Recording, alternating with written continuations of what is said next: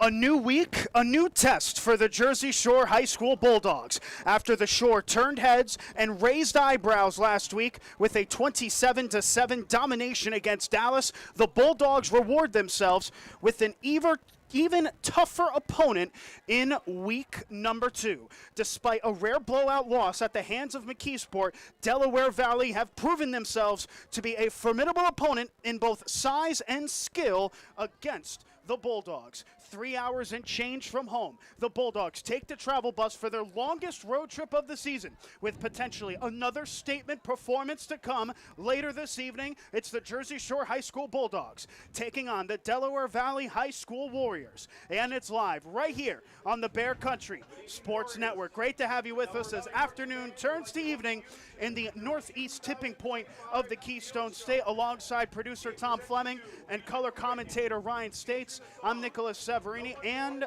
we're live from Warrior Stadium in Milford, Pennsylvania, for week 2 of the high school football season as the Bulldogs take on the Warriors. Ryan, two teams who are coming off of opposing results in week number 1 now meet here in week number 2 under a gorgeous backdrop here on the cusp of the Delaware Valley. It's shaping to be a real test for Jersey Shore and maybe a must-win for Delaware Valley. Yeah, these are two teams that have a lot to prove going into this game for Delaware Valley. Like you said, coming off a loss, this is their get-back game. You really don't want to start a season 0-2. That's a sign of bad things to come. So for Delaware Valley, this game for them is crucial to get a win and regain some of the momentum that they lost last week. And for Jersey Shore, this is another litmus test for them. They had a good win last week versus Dallas in what ended up being a blowout game. If they can get a win here, they can prove to themselves and to the rest of the conference that they're the same Jersey Shore team from years past. The Bulldogs of Jersey Shore coming into this game, they come in with a record of 1-0, a member of the PIAA District 4 4A division, and of course a member of the Heartland Athletic Conference Division 1 in the Heartland. The Bulldogs are 1-0, coming off of a 27-7 victory at the hands of Dallas, and it was a really impressive game, you would have to say, for the Bulldogs, up 20-0 at the half, and they're looking to take that momentum all the way here against the Warriors. Yeah, it was a great defensive performance from Jersey Shore. That's what led them to the win. The offense had their moments, but the defense shut down Dallas's offense at every opportunity, set the offense up to score in a lot of favorable positions. I'm interested to see how the Bulldogs defense looks versus this new-look Delaware Valley offense. Well, the big storyline coming into this game is the overall travel. The Bulldogs traveling well. You can see them on your screens if you're tuned into the Bear Country 999 YouTube channel. A good crowd for the visitors section compared to how much they had to travel for this one. This is the first game of 5 that are on the road for the Bulldogs this season, and this is by far the longest trip. The next longest is probably going to be Scranton Prep at the end of the year, which is shy of 2 hours. This one, over 3 from Jersey Shore. How much does the travel have a potential impact on this game? Honestly, I think from my experience playing in high school, the travel can be a benefit to a lot of these teams. When you're on the road for over 3 hours, does it tire you out? Sure it does, but also gives you a lot of time to be with your teammates, have fun on the bus, blare the music as loud as you want, and get hype and get ready for this game. I think it's a benefit to have these longer trips. Again, it's a good way to build team chemistry, especially with such a young group of kids. I think this could be really beneficial for them. Jersey Shore traveling in good numbers, as in the background you can hear the Delaware Valley Marching Band coming in big numbers, has to be said. A very impressive band that they have out on the field at Warrior Stadium. Let's talk about the opponents. The Delaware Valley High School Warriors, a member of District 2's 5A division and also a member of the Lackawanna Inter-Athletic Association in, of course, Division 1. They are led by longtime head coach, 26-year in charge for Keith Olsomer, 190 wins for Coach Olsomer, 10-time District 2 champion. But they were humbled in week 1, it has to be said, in a loss against McKeesport, losing 51-24 in that defeat. Now trying to play bounce back. Yeah, and for the key to this game for Delaware Valley, it's all going to be about the quarterback, Colin McGarvey. And struggled last week a bit, only completed 14 passes on 21 attempts, had a touchdown and an interception. They're going to need a more consistent game from him to pull out the win here. But speaking about last week, when you're playing a Penn State recruit at running back, those games are kind of ones that you file under, oh, well, it happened, erase it from the memory and try to move on. Well, due to a couple recruits from McKeesport that are already at the next level in their athletic careers, including a junior who committed to Penn State, a running back, McKeesport scored 3 times on their first 3 plays of the game. Ultimately, McKeesport defeating Delaware Valley 51-24 in that one. The last time that Delaware Valley conceded 50 points or more, you'd have to go back to 2018, November 18th of 2018, when they allowed 56 against State College in a playoff fixture. But now in week 2 of the 2025 high school football season, it's the Bulldogs 1-0 against the Warriors, who are 0-1. Coming up on the pregame show, we talked a bit about where both of these teams were. We're going to talk about our players to watch, our key points in this contest as we approach kickoff here from Milford between Jersey Shore and Delaware Valley. You're tuned in to Jersey Shore High School football on the Bear Country Sports Network.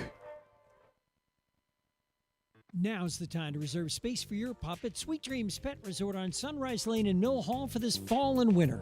Individual indoor suites for your best friend featuring raised dog beds, grooming on site, air conditioning, radiant heat, and an outdoor playground. Take advantage of weekday doggy daycare, 570-377-0340. Fully licensed and insured, fully staffed with on-site security at all times. Online at sweetdreamspetresort.com and on Facebook. Sweet Dreams Pet Resort, where we treat your dog like family. It seems like there's an automotive parts store on every corner, and they all probably have the part or product you need.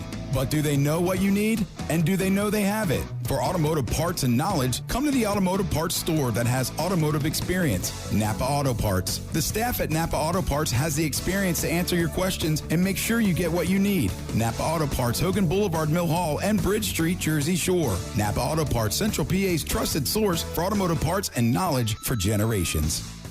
A proud supporter of the Jersey Shore Bulldogs, TLC Fuels is a family-owned local business. Established in 1998, TLC Fuels serves residential, farm, and commercial customers from their Jersey Shore location just off of Route 220 at the Pine Creek exit. From fuel oil to diesel fuel and gasoline, TLC Fuels has thrived on a consistent dedication to you and your family. Call 570-753-5722 today. Think about the last time you thanked yourself for something. Maybe it was that me time you took last Tuesday, or finally learning Italian. Want to do something you'll really thank yourself for later? Start creating a plan for your financial goals today. State Farm agent Jason Eberhardt is here in Jersey Shore to help you build a plan that will set you up for success. The earlier you start planning your goals, the better off you'll be. Call State Farm agent Jason Eberhardt today, 570-865-5191. Then, thank yourself later. Like a good neighbor, State Farm is there. B.A. Meixel for local residential and commercial electrical contracting. With over 15 years serving Central Pennsylvania, B.A. Meixel has built up relationships with hundreds of home and business owners in Jersey Shore and beyond. Trust B.A. Meixel's trained electricians for all of your needs. Take advantage of their industry-leading guarantees. Call 570-398-7837 today to find out more. B.A. Meixel Electric, proud supporter of Jersey Shore sports. Well, I tell you what, we know the Jersey Shore football fans, they love their Jersey Shore football, and that is evident already. We already have over 80 live viewers on the YouTube stream alone, let alone the radio and all the other ways you can tune in to this broadcast. We're up to over 80 currently, 20 minutes and change towards kickoff. Excellent support. Let's look at the comment section for the first time. We got our... Well, how do we describe what happened last week? We got our jokes in, I would say, from the comment section from the visiting Dallas fans. Let's see what's happening in the comment section. Jody Hoffman, who at this point I have to say is a friend of the show with how excellent she has been in tuning in and commenting, always providing a positive atmosphere. She opens the comments, every day is a great day when you are a Bulldog fan. I couldn't agree with you more. Diana Shower says, go Bulldogs. Apologies for the pronunciation. And I got an interesting comment as well from Sportsman V1G. I thought it started earlier, the game time, due to Del Val travel distance. And that's actually pretty interesting, Ryan, because we thought the same thing, and we were a little bit hesitant about it until the game was officially for 7 o'clock, Ryan. In fact, the Delaware Valley radio commentators, who are incredibly nice to us, gave us some pronunciation, some great chatter before the game. They thought this game was at 6-2. But at the point of all of this, we now have a 7 o'clock time. As we step aside here, I believe we have the national anthem coming up, so when we return, we'll have the return of pregame coverage live on the Bear Country Sports Network. Welcome, Creek Unique Candles and More and Tightrope Films to Lock Haven. Located at 20 Bellefonte Avenue, featuring handmade candles plus everything from dog treats to 3D printed vases. All handmade products. And Tightrope Films, where Thomas Fleming looks to give your wedding or other special event a special look. Content for clients at an affordable price. Visit today. Creek Unique Candles and More and Tightrope Films, open 10 till 6 Monday through Saturday. 570-244-6882. Find them on Facebook. It seems like the cost of everything is on the rise, but Erie Insurance can help make sure your auto insurance premium isn't one of them. Avoid rate increases with Erie Rate Lock. Even if you have a claim, your rates won't go up until you change a car, driver, or address. Your local Erie agent is Brigandy, Gleghorn, and Hafley. Get a quote today. Erie Rate Lock is not available in all states. Other conditions and limitations at erieinsurance.com. Go to erieinsurance.com for company licensure and product details. Fred Ham Disposal has proudly served the community with residential and commercial trash removal for the last 55 years. They're a family-owned company that cares about the environment and their customers, providing extensive trash removal and recycling options. Their fleet of trucks provide reliable pickup service, and they give you a chance to pay your bill online. Fred Ham Disposal, here for you. Call 570-398-1814. Fred Ham Disposal. Yearning for the taste you stromboli? Then visit the Twilight Diner in Loganton. Tasty, fresh-made food, open for breakfast, lunch and dinner. Choose a burger, homemade pizza, stromboli or anything on their menu on their Facebook page. Listen to your taste buds. Call the Twilight Diner for takeout, 7 a.m. until 9 p.m. every day. The Twilight Diner, 603 North Mill Street, just off the Loganton exit of Interstate 80. Call now for takeout. 570-725-3911. Get ready to hit the road with these great trips in October through Susquehanna Trailways. On the 2nd, it's Fall Holiday Mystery. The 4th, the Rail to Trails Bike Ride. On the 5th, the DC National Zoo. The 15th, Lehigh Gorge Train Ride. And on the 19th, Boo at the Philadelphia Zoo. Call Susquehanna Trailways, 570-322-5361, weekdays between 8 and 4. Check the Trailways Facebook page and website for more info. Hit the road with Susquehanna Trailways. And the Bulldogs certainly have hit the road here to Delaware Valley High School. We're at a beautiful Delaware Valley High School campus overlooking the beautiful mountains of the northeast portion of the United States. A great view, probably one of the better views where we're going to have, Ryan, all season long. You're tuned into Jersey Shore High School football on the Bear Country Sports Network. We're about 20 minutes and change from kickoff. Ryan States alongside me.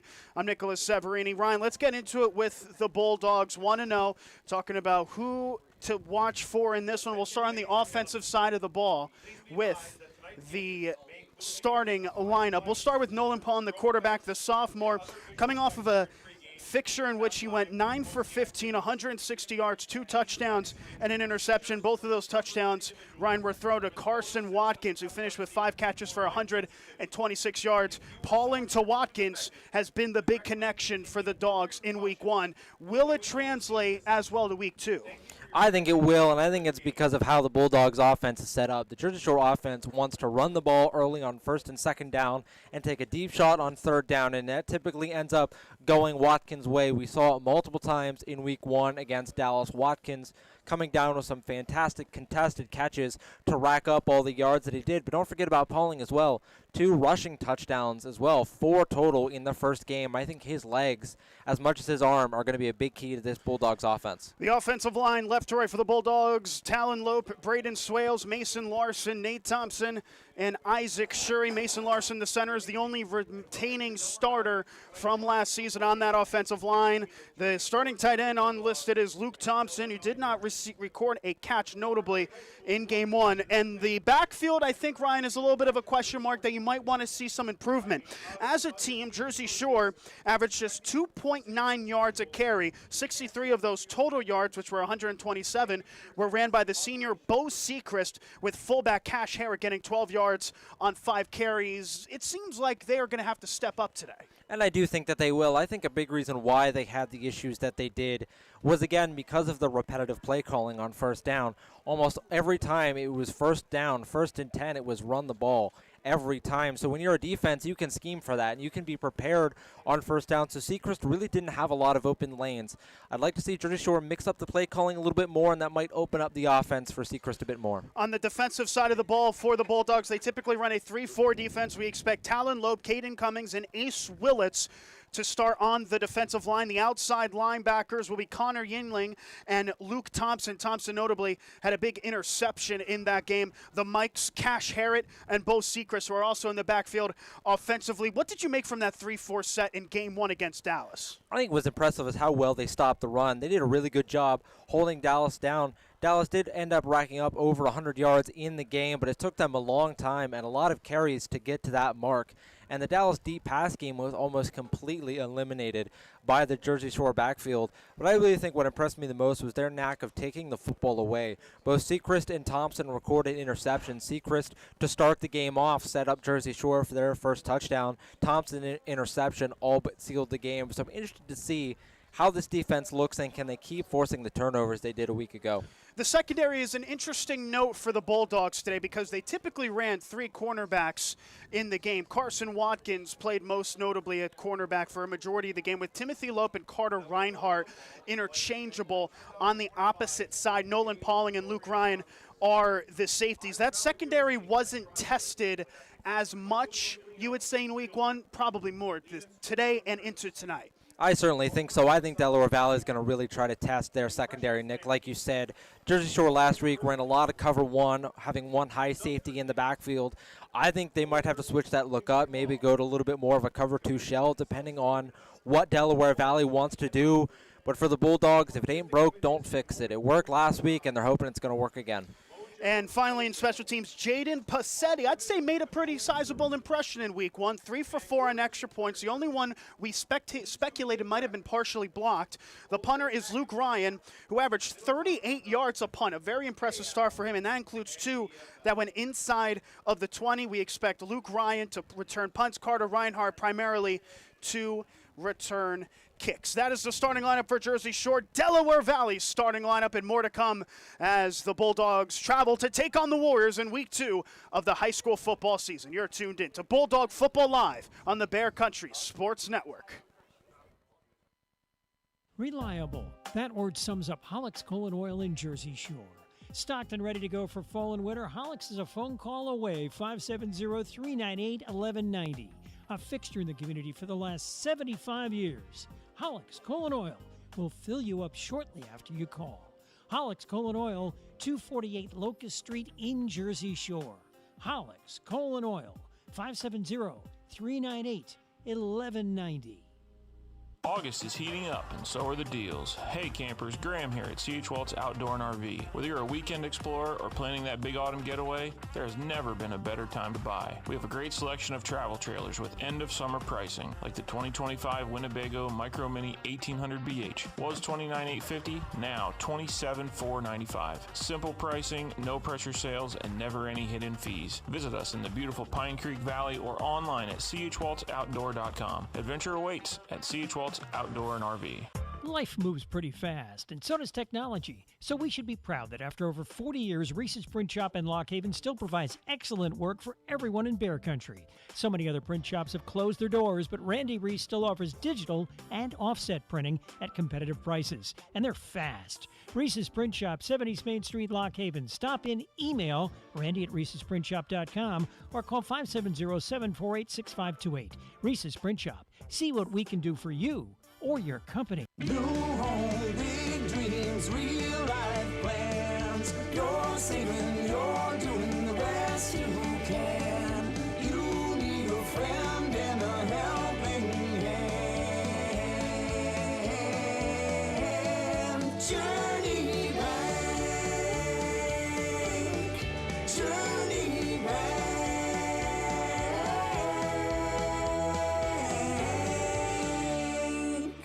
Since 1925, Erie Insurance has been providing protection, Auto, home, life, business, and flood insurance, annuities too. Get a great price and the service you expect from your local Erie agent, Fager Insurance Agency in Lock Haven, serving the area for the last 57 years. Find out why over 90% of Erie Insurance customers renew year after year. Call 570-748-3570 to get a free quote. Fager Insurance Agency, 511 East Church Street, Lock Haven. Cutting Edge Country, WQBR, The Bear. And thanks to all of you tuning in on radio and also over 140 on the YouTube stream. You're tuned into Jersey Shore High School football on the Bear Country Sports Network. We always like to do this during the comment section. Who is listening from furthest away? Robert Fields, Go Dogs from Lewistown. Bit of a drive away, I'd have to say. I think the furthest that we saw before, I'll have to double check where the furthest actual comment is. North Carolina for Joey Reinhardt. Thank you very much, Joey, for tuning into this one. A reminder as well, if you are so inclined to, if you love what we're doing here, please leave a like on the stream. We did really well with likes and views last week, and we really hope to continue that in this game as well. Of course, we thank you so much for your support and tuning into Bulldog football on the Bear. But now back to the meat and potatoes of this one. Ryan States alongside me, Tom Fleming on camera. I'm Nicolas Severini. Ryan, the starting lineup for Delaware Valley. They only played one quarterback in that loss against McKeesport, and that was the senior quarterback, Colin McGarvey. He went 14 for 21, as you mentioned, with 190 yards and a score with an interception. McGarvey, although a senior, doesn't come with a lot of experience in terms of throwing the ball. And fresh off of, you would say, up in performance last week that had its highs and lows, he's looking to step up and build off from it. And I think McGarvey's going to be an interesting matchup for Jersey Shore because he has something that they didn't face last week against Dallas. He can run. 8 carries for 46 yards in last week's game. I'd expect to see more of that in this week's game. So I think that's going to be interesting to see from the Jersey Shore perspective. But from the Delaware Valley perspective, McGarvey is going to need to challenge Jersey Shore down the field. It's what they didn't have last week, which Jersey Shore didn't have to face last week. If Delaware Valley can prove to do that and they can throw the ball 10 to 15 yards or even further down the field, it should be a good day for them. The former freshman phenom, Trey Newton, is the lead target for McGarvey. Newton, now a sophomore, coming off of a year last season, his freshman year, we had just under 600 receiving yards on the season and a touchdown against Wallen Palpak. Apologies for the pronunciation there. And he had a good performance in week 1. 6 catches, 78 yards and a score. His other starting receiver, Drew Dabney, was not targeted. The tight end is James Dabney. He had 5 catches for 93 yards. Those were both career highs. Those are McGarvey's targets, but the backfield is going to be what bakes the bread the most. Mike Uzzolino, I'm going to get that right eventually. Mike Uzzolino, the senior, is coming off of an up-and-down performance, 3.5 yards a carry, 13 touches for 46 yards, but he rushed for over 1,500 yards last season. Uzzolino, I would expect it, will be used mightily today. Yes, and the reason Uzzolino didn't get as many touches last week as he normally would is because, like you mentioned before, they were down 21-0 before they could even blink. 3 plays, 3 touchdowns for McKeesport. So Uzzolino, they didn't have a lot of time to run the ball with Uzzolino. Delaware Valley is going to want to slow the game down in this one, run the ball more, control a lot more of the clock. I think you're going to see Uzzolino have a big bounce-back performance. Justin Estevez is the twin back. The senior had 5 carries for 27 yards last season. As on the field, we see Delaware Valley, the home team, the high school team, come out onto the field from the near side. We'll look at their defensive line in a moment, but the offensive line left to right, Josh Ryan, Philip Leslie, Thomas Zaucha, Michael Seltzer, and Chris Reyna is the offensive line. And on the defensive side, they also run a 3-4, Ryan. Keith Doyle, Jay Stalil, and Aiden Boo are on the line. The outside linebackers are Noah Dello and Dylan Bannon. The Mikes are Justin Estevez and Aiden Conklin. Estevez, one of just 2 two-way starters on this team. And in the secondary, the other two-way starter, Mike Uzzolino, is the safety with Chris Devaney. And out wide is Zion Colin and Sean Canali. That is the defensive front. And in terms of the kicking duties, Reagan Decker is definitely a threat. 3 for 3 on extra points and made a 40-yard field goal. He was 1 for 2 on field goals against McKeesport.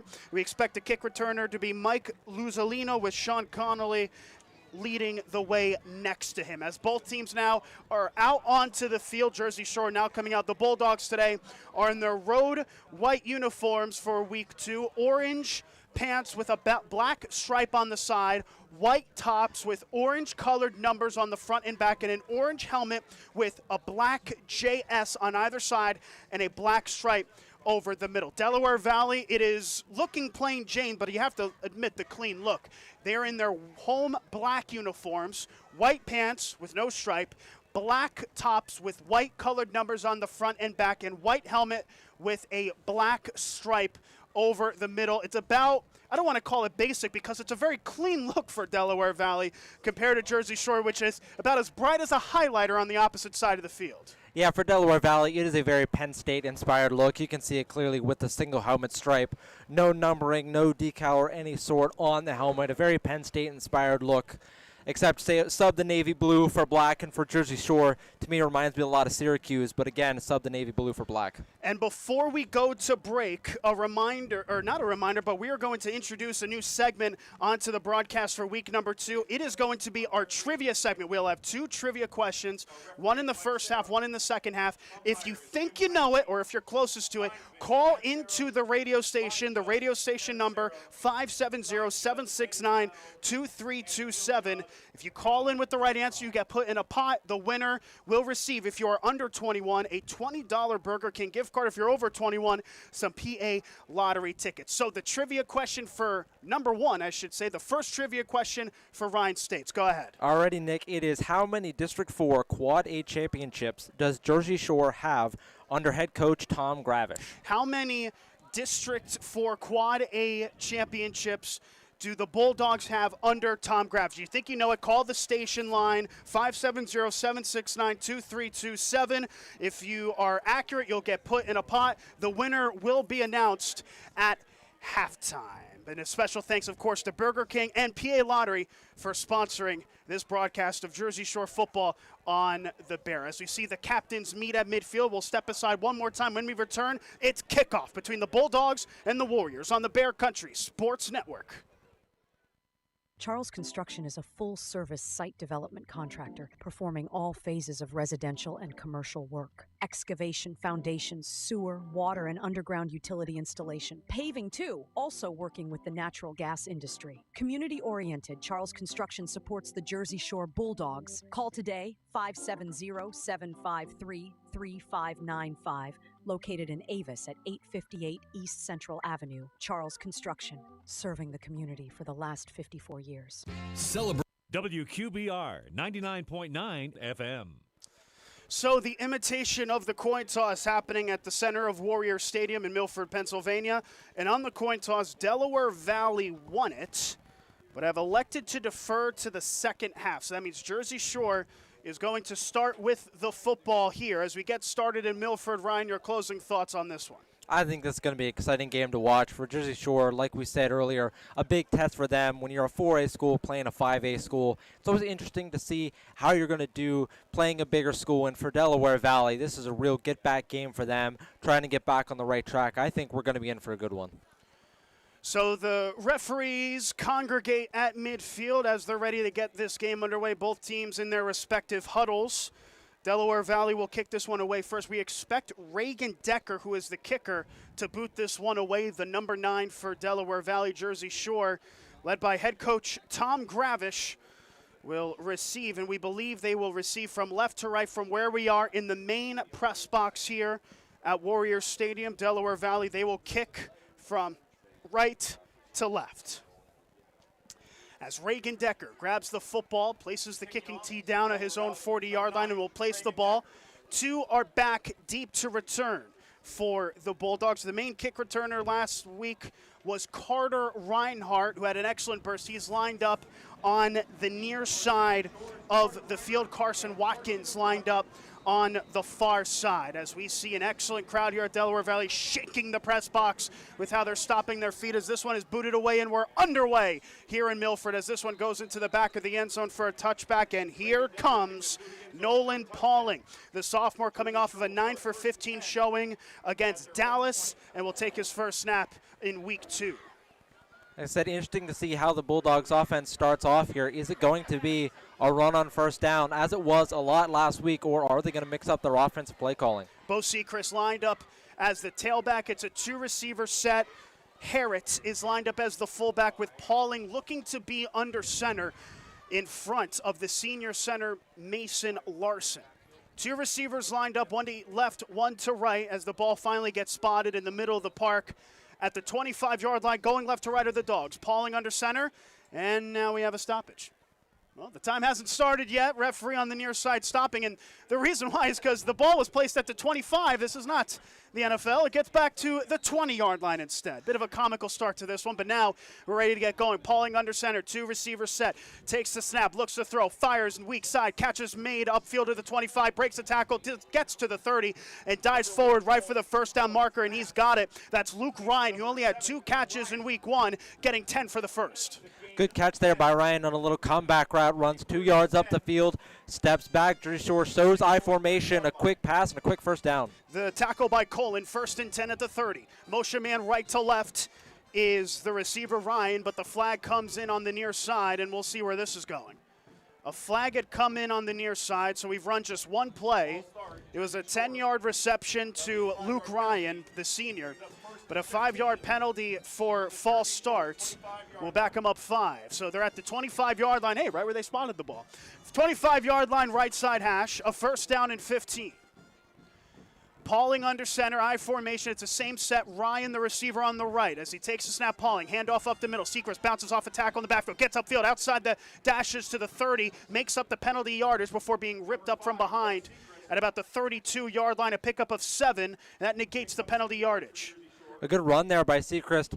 Delaware Valley did a good job filling the hole right away. Seacrest made one quick move, 2 quick side steps, and got a good yards out of it. One of the linebackers there on the stop, 2nd down and 8, Pauling to throw, fires quick, left side under pressure, it's tipped in the air and incomplete. Nearly intercepted by Sean Connolly as Carson Watkins had slipped. He got on one knee like pregame Chapel, was able to get back up on his feet and tip the ball away from Connolly to make a potential interception, just an incompletion. And avoiding disaster there. Again, a good job to get up and swat the ball away, but for Jersey Shore, that was almost their first interception. Clock stop, 10:53 left in the first, scoreless. Bulldogs with it. 3rd down and 8 at their own 32. Pauling in the gun, takes the snap, play fake, steps up, now fires over the middle. It's caught for the first down to the 45. And a lot of traffic. There was the receiver as he's brought down at the 47. It was zone coverage. That looked like Carson Watkins, who made the catch over the middle for the first. Yeah, big catch there from Watkins. Watkins running 20 yards up the field, coming in on an in route.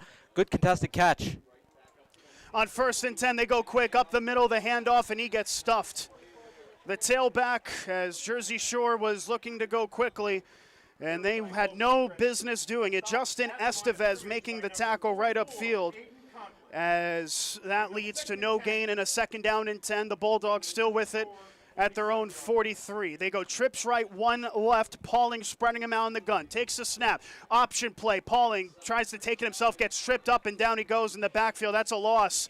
It looked like he was faking a trip, and I'm not sure if Noah Della was able to trip up Pauling or if he committed to the tailback Seacrest, but Pauling was tripped up. It turns into a 2-yard loss and a 3rd down and 12 at their own 45. Yeah, it didn't look like Pauling was touched there. More or less just got hit by the turf monster there. Hit the deck and lost 2 yards. Less than 10 minutes left in the first. Shotgun, Pauling takes the snap. 4-man rush. Pauling steps up, fires over the middle. It's tipped away and incomplete. The intended target, Carter Reinhardt, and it was Mike Uzzolino who gets the deflection. It's his first pass deflection of the season to bring up a 4th down, and the punting unit comes on. That was a good play by Uzzolino there, able to track the receiver down the field, stuck with him the entire way. Didn't allow him to get a step, and when the ball was there, good job looking back for the football and able to knock it down. A productive but not fortuitous drive for the Shore on 4th down and 12. Clock stop, 9 minutes, 40 seconds in the first. They will punt it away. It's going to be Luke Ryan to send this one 2 back deep to return for the Warriors. They weren't fielding a lot of punts in week 1 against McKeesport. They allowed 52 points as the snap is good. Ryan boots it away. 2 back deep to return. This one will get fielded at the 22. Cuts it left to the 25. Bounces outside a tackle to the 30. To the numbers to the 35, 40. Flag down 45. Cross midfield. Breaks another tackle to the 45 opposite. And gets ripped down at the 43. A big play there as it was Bo Seacrest finally making the tackle. But there is a flag about 30 yards behind where the tackle was made. And we'll see how that negates the run. That was a good return, though, either way from Trey Newton. Caught the ball way deep in his own territory, able to make a few moves and get upfield, but it looks like this coming back due to a hold. So a great punt return will be negated by a personal foul penalty, it seems. So it might have been a clipping, potentially, a tripping of the sort, Ryan. Nonetheless, it'll be backed up even behind where the returner Newton had even fielded it. So this is going to be a big blow penalty-wise as it's back to the 19-yard line, Delaware Valley's own 19. But that is where we're going to see the first snap for Colin McGarvey. The senior completed 14 passes in week 1. 2 receivers split, 2 tailbacks, 1 to each side of McGarvey, the quarterback. As he takes the snap, looks to throw, pumps the second time, runs out of time, rolls out to his right to buy, cuts upfield to the 15, tries to get to the line of scrimmage. He'll get there, but not much else. A heavy hit there from McGarvey as he was rattled to the turf by Talon Lope. He was able to pick up a yard, McGarvey, but paid a price for it. And McGarvey, good job by him there to keep his eyes downfield. Only problem was, has to get the ball away there. When you have an internal clock as a quarterback, you've got to get that ball out sooner. On 2nd and 9, McGarvey handed off to the tailback. Uzelino, it looks like, gets past the line of scrimmage to the 25. And by the time he gets marked down at the 26, it's a sizable gain and a 3rd down and short. The first carry for Uzelino, a productive one. They go quick in the no huddle, an I formation. McGarvey in the gun, 2 receivers, 1 each side. McGarvey takes the snap under center, keeps it himself around the outside, gets free, breaks the tackle to the 35, 40, 45, across midfield, and will get wrestled down in Jersey Shore territory to the 45. The Bulldog defense bit on the play fake as Uzelino was stationed for a halfback dive, and McGarvey took it himself for a monster gain. And the speed of McGarvey is something this Jersey Shore team hasn't seen yet. You see, caught him off guard there and got a big gain. 1st and 10 at the Shore 46. McGarvey in the gun, takes the snap, handed off to Uzelino, gets upfield to the 45, and will get wrestled down at the 44 inside the hashes for a 2-yard scoop. And a good job there by the Shore defense to collapse on the runner, only giving him a gain of 2 yards. McGarvey had just 46 rushing yards on 8 carries against McKeesport. That run, off the top of my head, went for at least 30. 2nd down and 8. McGarvey in the gun. 2 twin tailbacks as he takes the snap. Has time. Fires left side on the comeback. The pass. Diving is incomplete. Trey Newton, the intended target. Reinhardt, notably, starting at cornerback, was there to deflect the pass, and that sets up a 3rd and long. And it was a bit of a wobbly pass, but a good job there by Reinhardt to stay with the receiver and knock the ball away. A good attempt over there from Newton. Clock stops 7:49 in the first. We're scoreless. Delaware Valley in possession. A 3rd down and 8. I formation. 2 receivers right side. McGarvey under center. Takes the snap. Handoff. Uzelino gets met in the backfield. Pushes the pile forward and turns it into a gain of 2. Lope and Willits were both in on the stop, but it's only a 2-yard gain, a 3rd and 6, and the white flag as the Valley looked to punt. I mean, just as the run call there, I think they were trying to catch Jersey Shore a bit off guard and maybe get in field goal range. Didn't get enough for it, though, so they'll be forced to punt. So 4th down and 6, halfway point in the first, still scoreless between the Shore and the Warriors. 2 back deep to return this one for Jersey Shore. Still plenty of time on the play clock. 15 to snap for the punter, who is stationed back. Still awaiting the official punter as the snap is good. This one's sent away by Decker, the typical kicker.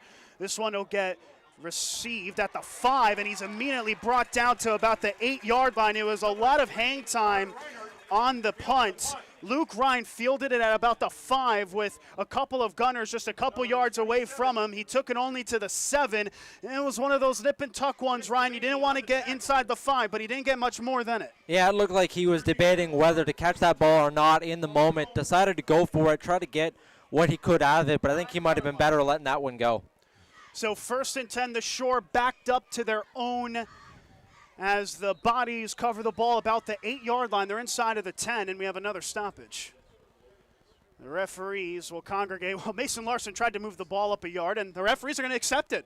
Well, how about that? Sometimes you just got to move the ball up an extra yard to get a little bit more space.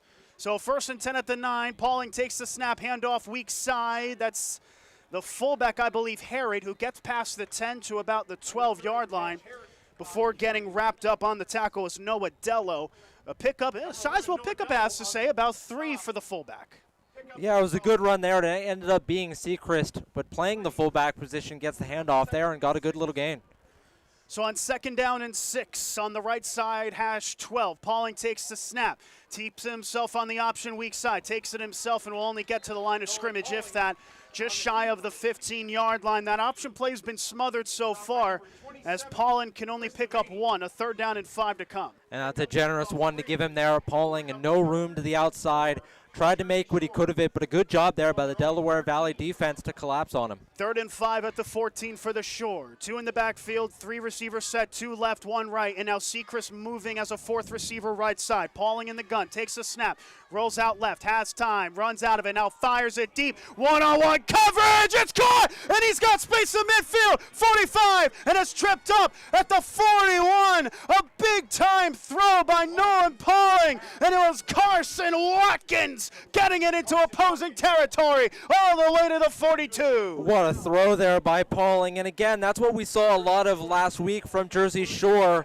Those deep passes there on 3rd and medium or 3rd and long, kind of just a Hail Mary throw, chuck it up to your best receiver. What a catch there, and what a play for the Bulldogs. 40-plus yard thrown on 1st and 10. Pauling keeps it himself, split 5 tackle, gets inside the 35 rather, and gets brought down right at the 30. That's enough for a 1st down. Pauling, very quick. He's under 6 foot, Nolan Pauling. He's easy to slip by linemen as he picks up another 12 yards. 1st down and 10, they go quick. Pauling takes it himself option, flicks it right side, and Sechrist goes to ground. This is going to be a loss.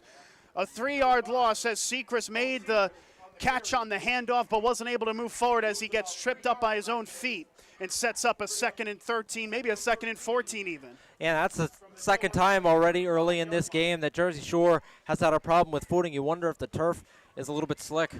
4 receivers set, trips left, 1 right for Pauling in the gun. 2nd down, takes a snap, another option, flips it to Herrick, gets it upfield, inside the 30, 25, 20, 15, 10, 5, touchdown, Jersey Shore!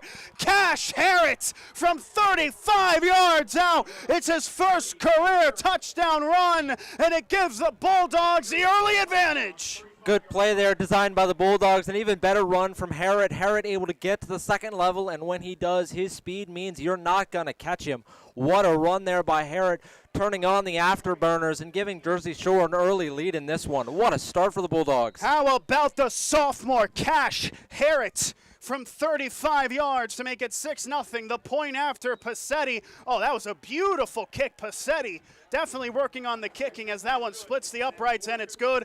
4:56 left in the first, Ryan, and the Bulldogs strike first. They lead 7-0 against the Warriors. Yeah, a good start for the Bulldogs. Honestly, could not have asked for a much better one. You get the ball on the first drive, don't do much, you're forced to punt it away, but your defense gets the stop.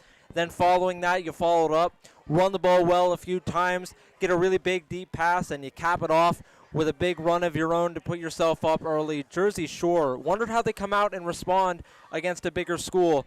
They've responded in kind. Just shy of 400 watching on the YouTube stream. A special thanks to everyone tuning into this broadcast, as well as everyone listening on the radio. You know, some of the comments we got last week, they were wondering why I was talking so much in between the plays, because this is a radio broadcast simulcasted for YouTube, and we appreciate all the YouTube viewers. If you could like the stream and subscribe as well, it would be a big help, and it would be a big support for all of us as we took the 3-hour drive from central Pennsylvania to the northeast point of it. A lot of discussions were had in the car about a lot of things other than football, ironically enough. A lot of movie talk, but now the action and the films are taking place out onto the field as Cash Herrick provides the rising climax of the first quarter.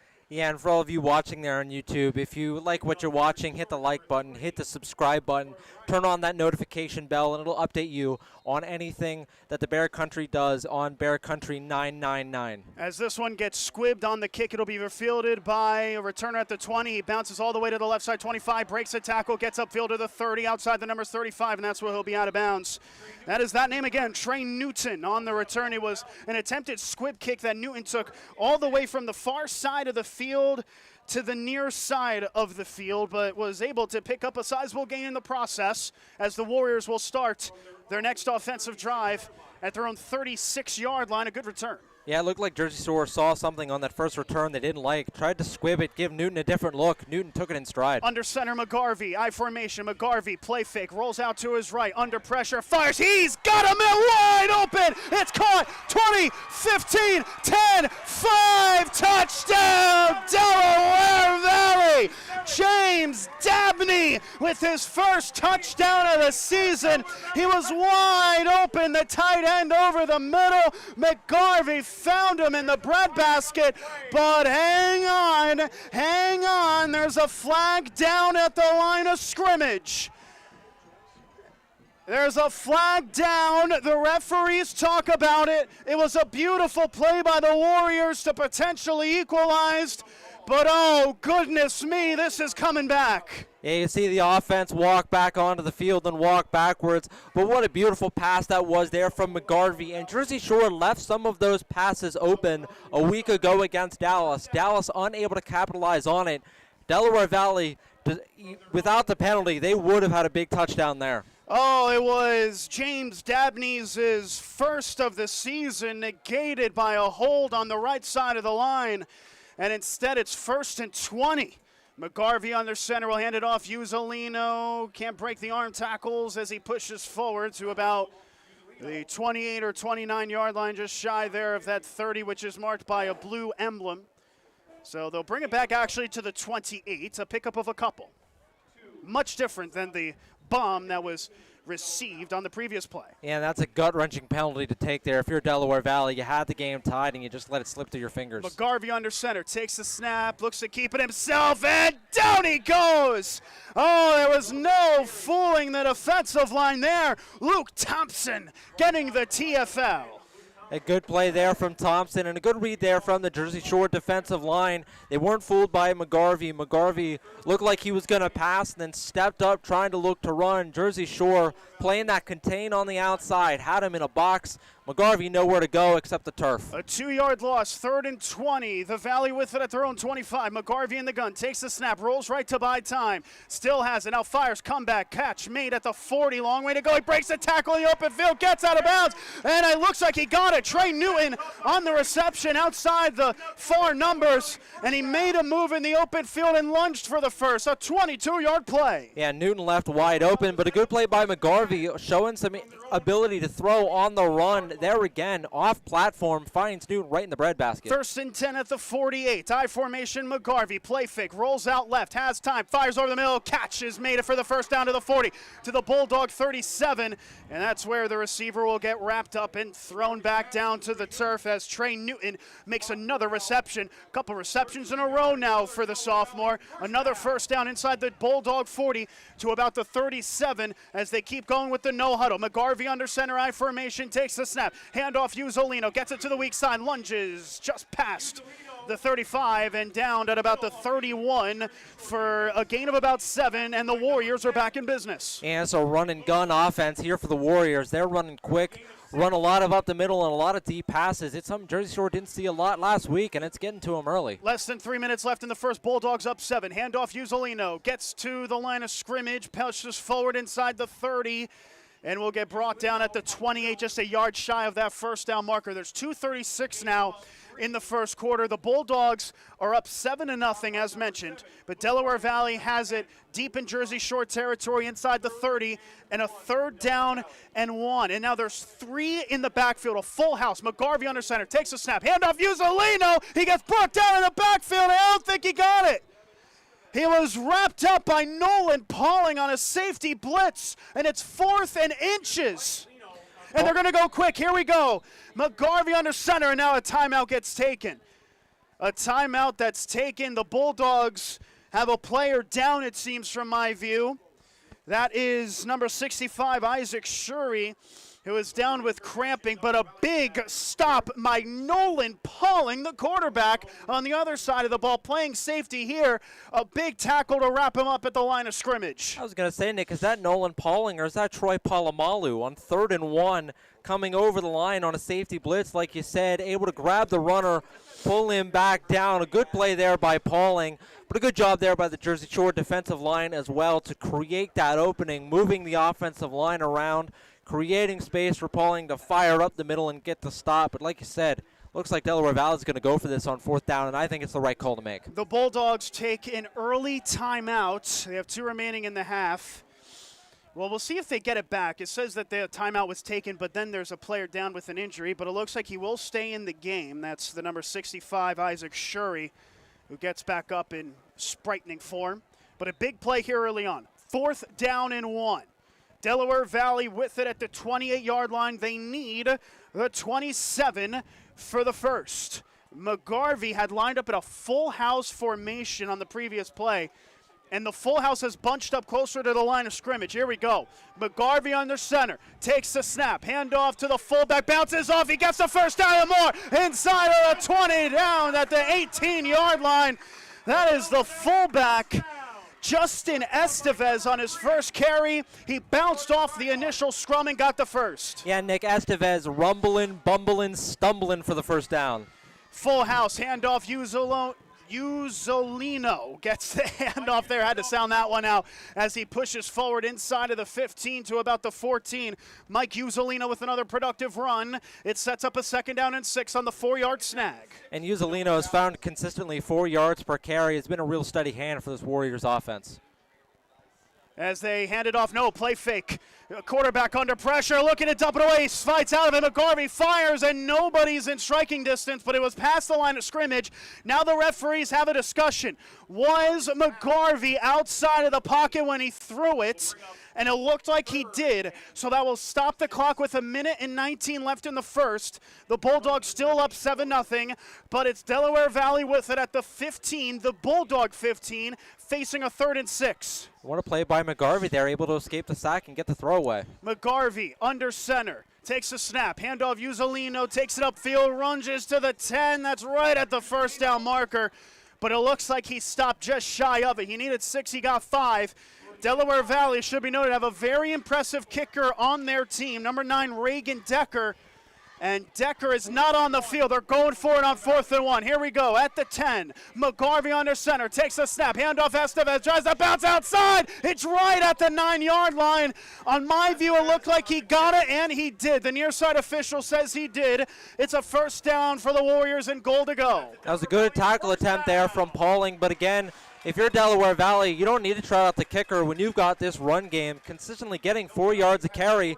Just keep the ball on the ground, keep the first downs moving. 43 seconds left in the first. Bulldogs up 7-0. Full house, McGarvey under center. Takes the snap, handoff Uzzolino, strips away from one tackler in the backfield, but doesn't get the second as Luke Thompson was there to clean it up. Bo Sechrist helping out as well. No gain there. Yeah, it looked like Thompson, the first to make contact. Sechrist, the one to do the cleanup work. A good play there from the Jersey Shore defense. A good teamwork play, and they've been able to get the Delaware Valley running backs in the backfield. The only problem is Uzzolino slipping off those tackles and gaining yards after contact. Delaware Valley can end the first quarter here, 25 to snap, 8 on the game clock, and that is what the Warriors are going to do. Strap in, folks. We've got a good one. Week 2 of the high school football season. It's Jersey Shore 7, Delaware Valley nothing, with Delaware Valley looking at 2nd and goal when we return. You're tuned in to Jersey Shore football on the Bear Country Sports Network. 42 years serving you. All Round Tire, your hometown service and tire sales center. Family owned and operated, All Round Tire features Cooper and many other brands, including Michelin and Firestone. Make us your first choice, not only for passenger, light truck, farm, and ag tires, but also for service, brakes, exhaust, belts, and hoses. We offer the only vulcanized flat repairs in the area. PA State Inspection 2, open weekdays 8 till 5, Saturday till noon. All Round Tire, Cement Hollow Road, Jersey Shore. Bear Country, 99.9 FM. 1 quarter down, 3 to go, but the stakes are high to start the second quarter. The Bulldogs opened this game with a score to make it 7-0 on a run from Cash Harrod, but Delaware Valley has taken it the length of the field and now face a 2nd and goal at the 10, trailing by 7. So Delaware Valley now left to right. I was going to say, this Jersey Shore defense going to have to see if they can stop the Delaware Valley offense here, if they can hold them out of the end zone. After multiple 4th down conversions, a real bend but don't break approach would feel like a win for the Bulldogs, I think.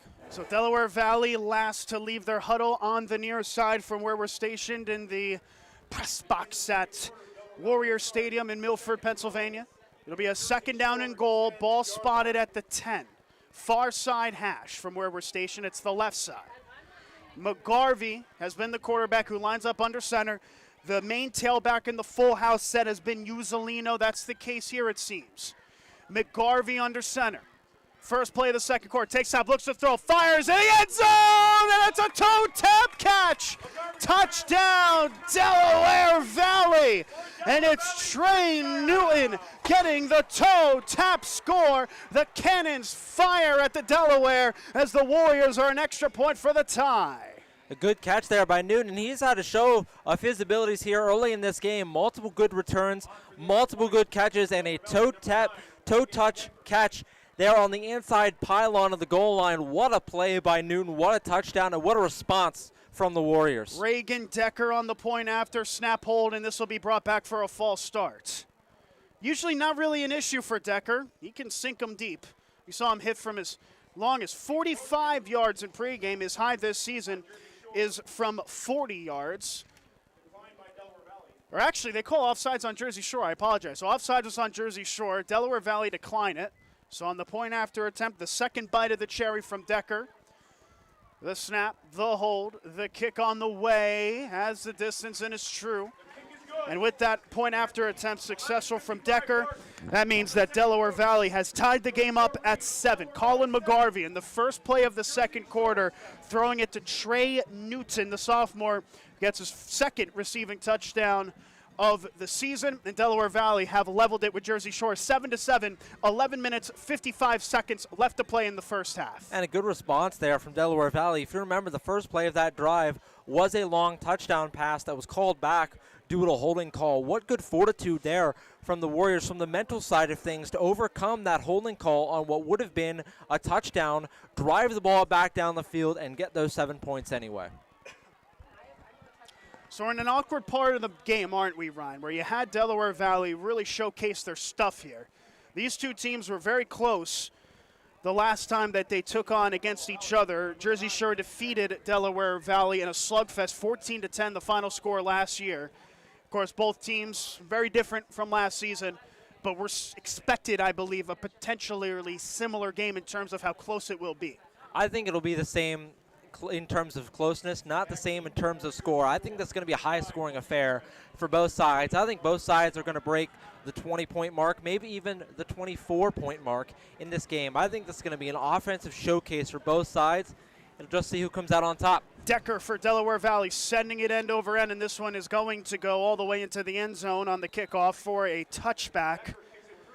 Well, now it's an interesting part for Jersey Shore, isn't it? Fresh off of a drive that was capped off by a 30-plus yard touchdown run from Cash Harrett, more than double his entire production from last week. Harrett, the fullback, with the score, and now this Shore offense can get back onto the field, led by quarterback Nolan Pauling. I think you saw last drive what this Jersey Shore offense wants to do. Run the ball early, take a deep shot downfield, and run the ball in for a touchdown. See what they do on this drive. Two receivers set, one each side. Shotgun for Pauling. Tailbacks on either side. He takes the snap, play fake, quick throw, right side, screen pass, caught outside the numbers, gets upfield, past the 25, 30, 35, and is pushed out of bounds for the first down. Right at the 40 is Luke Ryan, who had just 2 catches for 5 yards against Dallas. He has now just as many receptions and a lot more yards there as he picked up over 15 for the first, all the way to the Shore's own 32. A good play call there by Jersey Shore, a quick screen pass. And now Pauling on the handoff next play, hands off to Seacrest, weak side, runs over to defender before getting brought down at about the 43.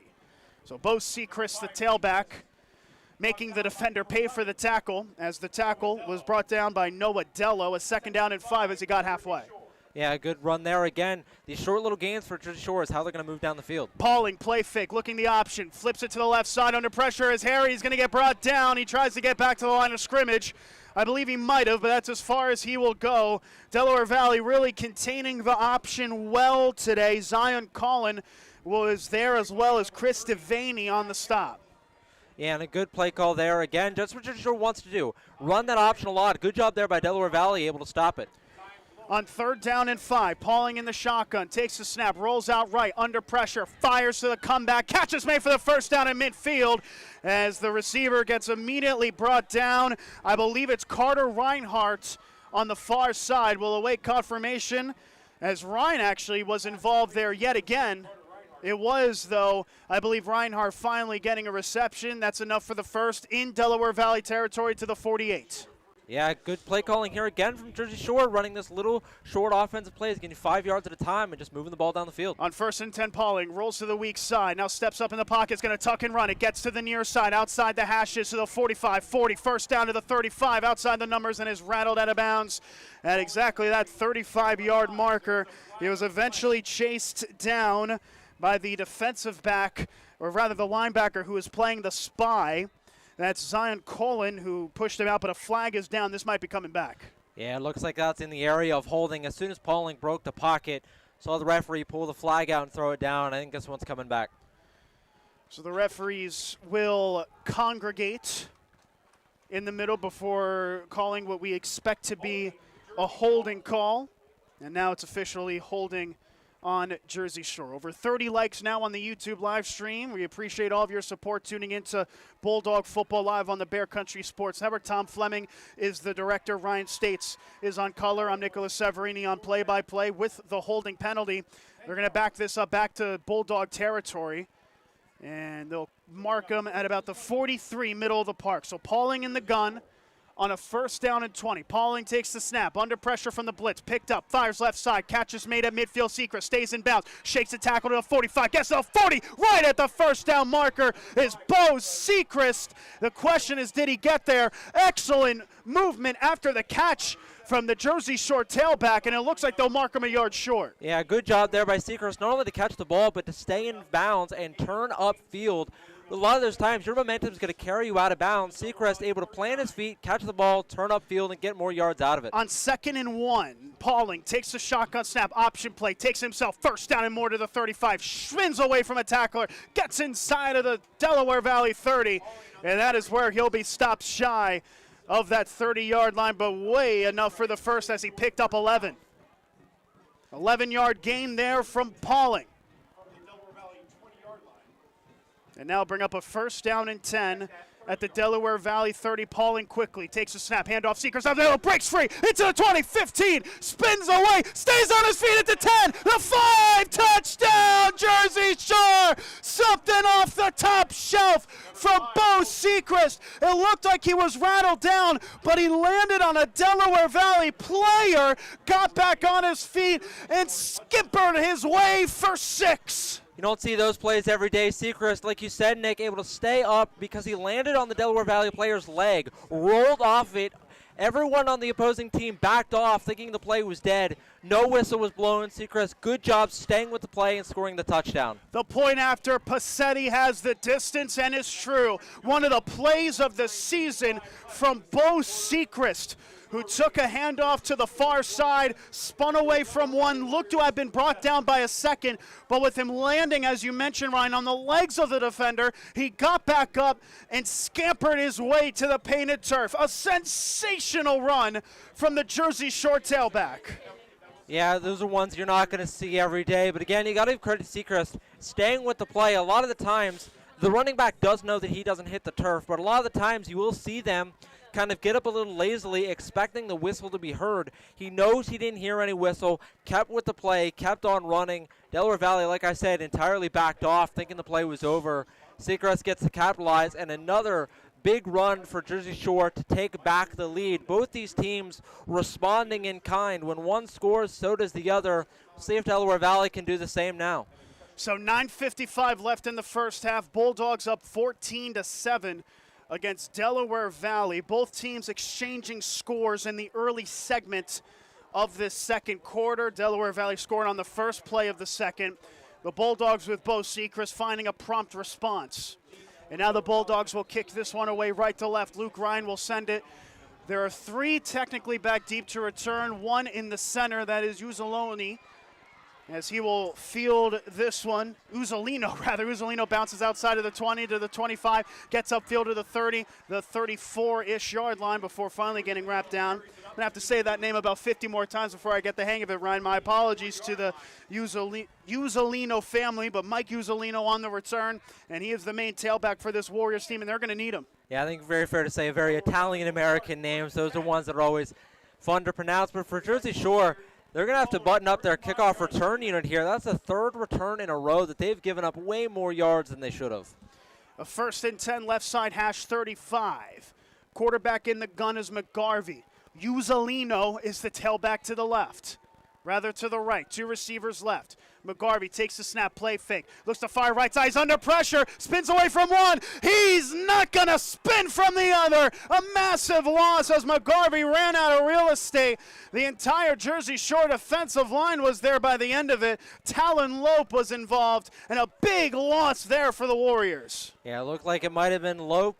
And then Pauling as well, I think, got in on that one. And Jersey Shore pressure has been relentless. McGreevy running for his life. Not able to find space there. McGarvey in the gun, takes the snap, rolls out left, has time, fires it left side, comeback route, catch is made past the 30 to the 32 before going out of bounds is Trey Newton. That brings back a lot of the yardages from the sack, but still brings up a 3rd down, and we'll call it a 14 to go. A long way to play here. Interesting to see what defense Jersey Shore comes out in. Looks like they're running 2 high safeties, but rotating one of them down again, a single high safety look. 3rd and 15. McGarvey, the quarterback, rolls out right, takes the snap, looking to throw, runs out of time, fires, and it's intercepted. Did he keep it in bounds? Eyes on the officials. It was a diving catch on the near side, but did he hold on? Watkins says he did. The referees talk about it still, and it's an incomplete pass. Watkins was unable to hold on to it inbounds. We had a good angle of it, Ryan. That was a close one, but it's still a 4th and 14 as the punting unit comes on. Yeah, it looked like Watkins caught it. One of his feet, one's in bounds, but I think what it ended up being was one of his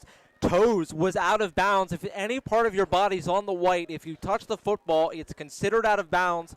I think that's what happened there, but that was about as close as it could be in a disastrous or avoiding disaster there from Delaware Valley. So they're set to punt Delaware Valley with 9 minutes left in the first half, and the sides decided by 7 points currently. The Shore up 14-7 against Delaware Valley. Now we have a flag down. Well, now whenever you see a flag pre-snap like this, you're immediately counting the number of players on both teams, are you? A flag is down on the far side, and it looks like, well, we're waiting for the officials to officially move here. Looks like Jersey Shore might have had an extra man on the field. I'm not too sure. It's got a flag on Jersey Shore. We know that for a fact. I was going to say, it's either extra man on the field or it could be a taunting penalty as well. Looked like they moved him about 5 yards. That's sometimes what you'll see for a taunting penalty. Could also have been that as well. 4th down and 9. Snap is good for the punter as Decker boots it away. And this will bloop to about the 30, takes a short bounce to about the 32 before one of the gunners are there to claim it. Jersey Shore up 14-7. 8 minutes, 50 seconds left in the first half, and the Bulldogs will have the ball just past their own 30-yard line. And we have an update, Ryan, for our trivia from the first half. We have our winner. What was the question again for the first half, quickly? Alrighty, the question was, how many District 4 Quad A championships have the Bulldogs won under head coach Tom Gravish? We will have the winner after this play, which is very risky considering how fast both offenses have been. We'll have that in a second as Pauling's in the gun. Takes the quick snap. Handoff weak side to the tailback. Looks like Sechrist gets past the 35 to about the 36. The winner in that question, the answer, by the way, was for the winner, TJ Generoki from Linden, Pennsylvania. TJ, you have won Pennsylvania lottery tickets. A special thanks to PA Lottery and Burger King for sponsoring our trivia contest. Our next trivia question coming at halftime on 2nd and 5. The quarterback, Pauling, takes a snap, fires left side, and it's incomplete. The intended target was the receiver on the near side, Watkins, and that sets up a 3rd down and 6. I had to talk very fast to get all of that out. Yeah, very impressive, Nick, to get all that through there. Like you said, both these offense run really high tempo. That's a lot of work on you, but managed to get it through. 8.5 minutes left to play in the first half. Bulldogs up 14-7. It'll be a 3rd down and 6 at the Bulldog 36. On the right side of the park, Pauling getting the play call from the far sideline. Now into the set. 2 receivers left, 2 right. Tailback is Sechrist. Pauling in the gun. Takes a snap. Set to throw. Fires left side. Catches Maine. He's immediately rocked. That's right at the first down marker. Carter Reinhardt made the catch, and now it'll be up to the officials. Yeah, it's Zion Cologne there bringing the boom. Hit him hard right at the line of scrimmage. Looks like they're going to move the chains, though. That was right at the first down marker. Cologne thought it was fourth down. That was very close, as it was right at the 42 where the first down marker was, but they gave it to him. 4 receivers set again. Pauling in the gun, takes the snap. Option play. Pauling flips it to Seacrest, cuts upfield, breaks a tackle, bounces off another 45, cross midfield, lunges for the first down marker, and he's right at the 10-yard marker at least, into Delaware Valley territory. That's a sensational run from Seacrest. It's what you get when you give him the ball. Yeah, and this is the Seacrest that Jersey Shore missed a week ago. They didn't see many of these big runs from their run game. Seacrest, a more powerful runner, able to carry defenders 2 or 3 yards past the point of contact, does it there, gets a lot of extra yards, and sets up the Bulldogs for a really nice second and short. 2nd and 1 at the Delaware Valley 49. Pauling in the gun, takes a snap, blitz as it's handed off up the middle for Seacrest. He's got the first down, carries the pile, 45, 43, to the 42, to the 41-ish is where Seacrest will finally get wrestled down for the first as the Bulldog offense continues to churn. We're at the halfway mark of the second quarter. The Bulldogs up 7. Yeah, and again, some more good running here from the Bulldogs. And this is the offense they want to run. They want to run the ball, keep the clock rolling, but it looks like there might be a flag here. Well, I'll tell you what happened after the fact, and I saw the official immediately reach his arms back. I think that's a sideline warning for Delaware Valley. Yeah, it looks like they might have a player running onto the field late, and that might be what gives them the warning. So 1st down and 10. That slows things up just a little bit. But the Bulldogs, impressive, up 14-7 in the first half with the ball and driving. They're at the Delaware Valley 42 after a couple first downs in a row. A slight delay here as the referees restart play. Now will be reset. Pauling in the gun, trips left, 1 right, takes the snap, option again. Pauling looks to take it himself, now reverts back to the weak side. He's going left and right. Now he cuts it upfield to the 40, 35, outside the numbers, 30, and that's where he's out of bounds. Enough for another Bulldog first down. Even when the play is broken, the Bulldogs move forward. Nolan Pauling there, channeling his inner Michael Vick. Starting out one way, turns around, jukes back, goes the other way, able to pick up a first down out of it. What an individual effort from Pauling, but also good blocking there from the offensive line. When a quarterback switches field like that, a lot of times you'll see holding calls as the linemen try to pull back to get to the other side.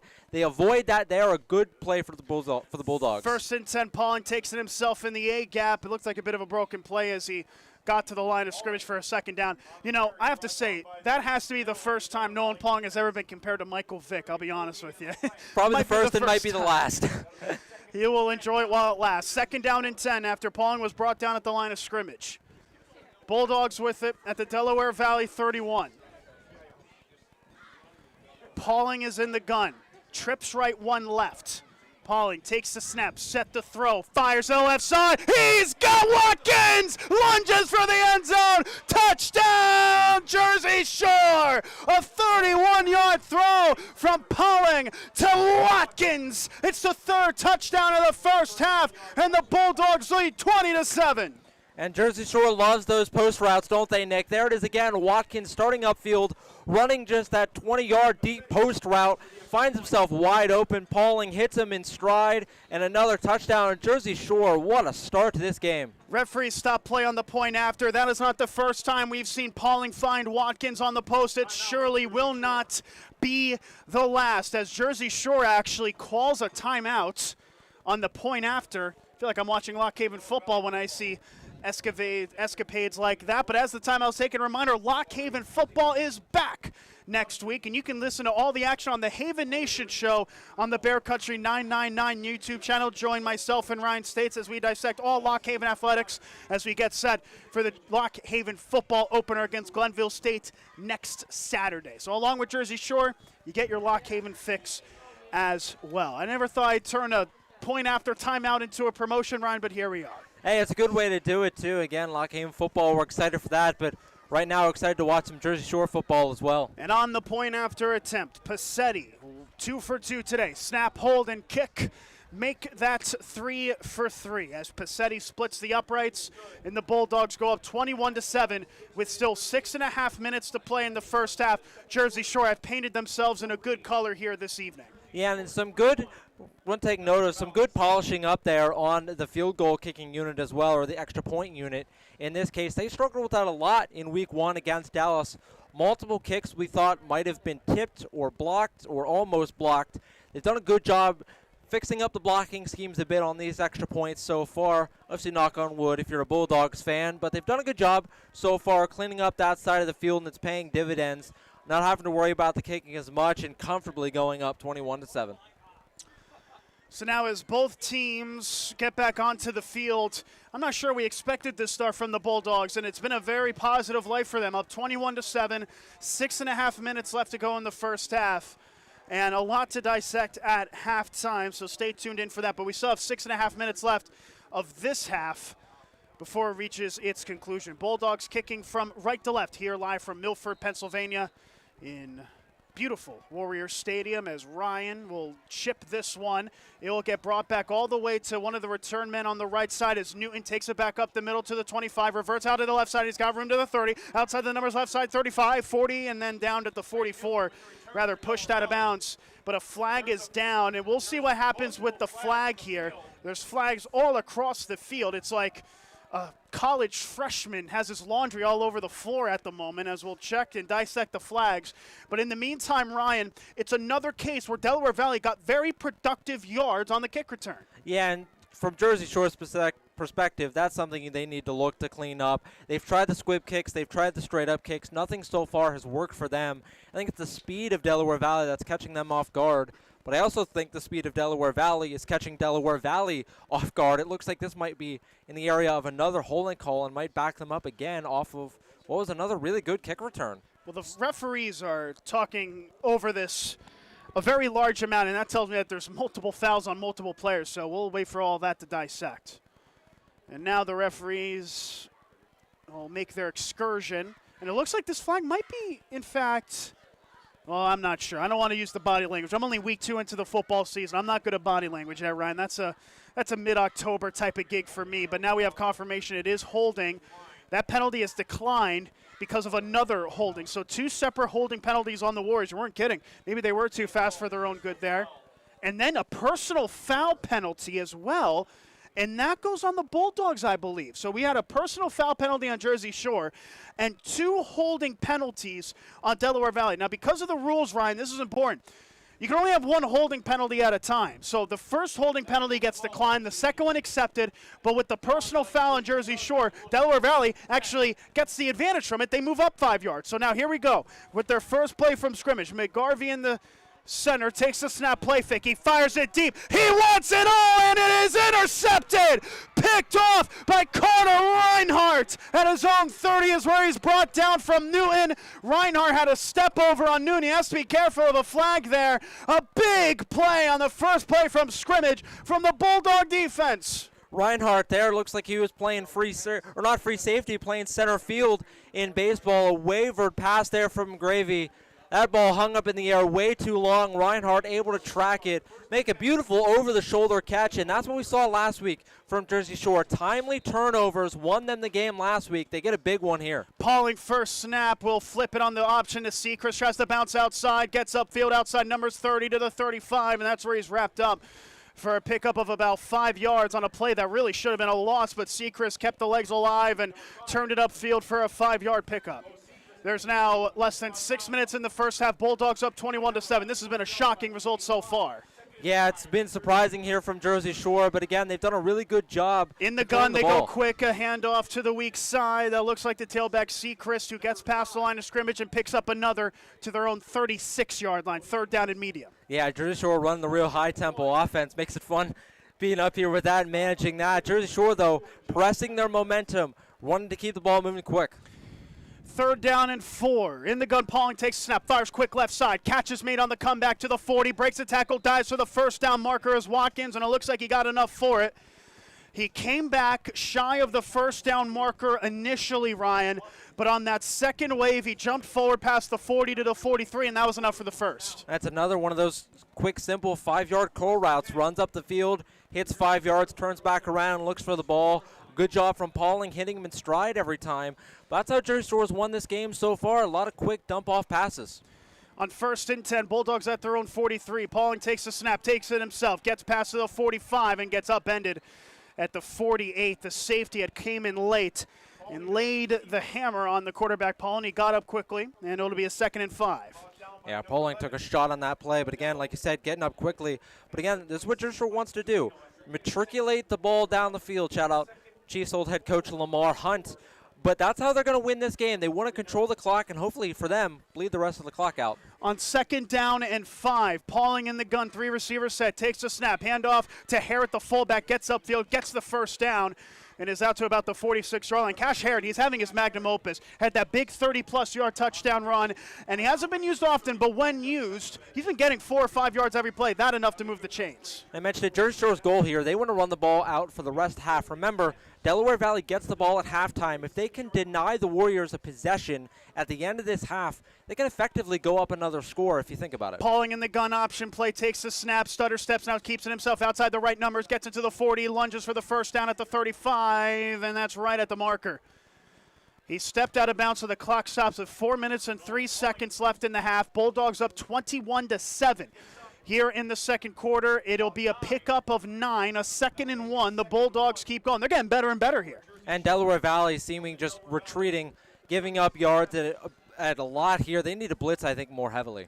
2 tailback set as Pauling takes the snap. Handoff, tailback, first down inside the 35 to the 31.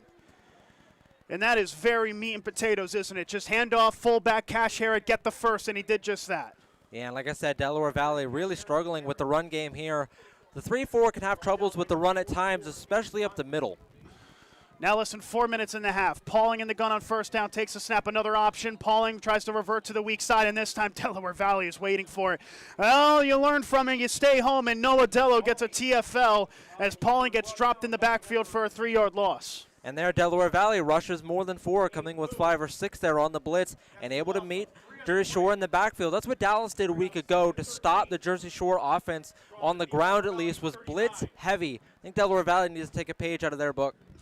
Less than 3.5 minutes in the half. Bulldogs up 14. Pauling in the gun on 2nd and 13. Takes a snap, set the throw. Steps up, fires right side, diving attempt made by the receiver. But he did not get there. It's an incomplete pass. And probably most notably, it stops the clock with just over 3 minutes left in the half. A 3rd and 13. The Bulldogs have driven the length of the field. But now at the Delaware Valley 33, they might have stagnated. And I think if you're Jersey Shore in here, this is another play where you just take a shot at the end zone.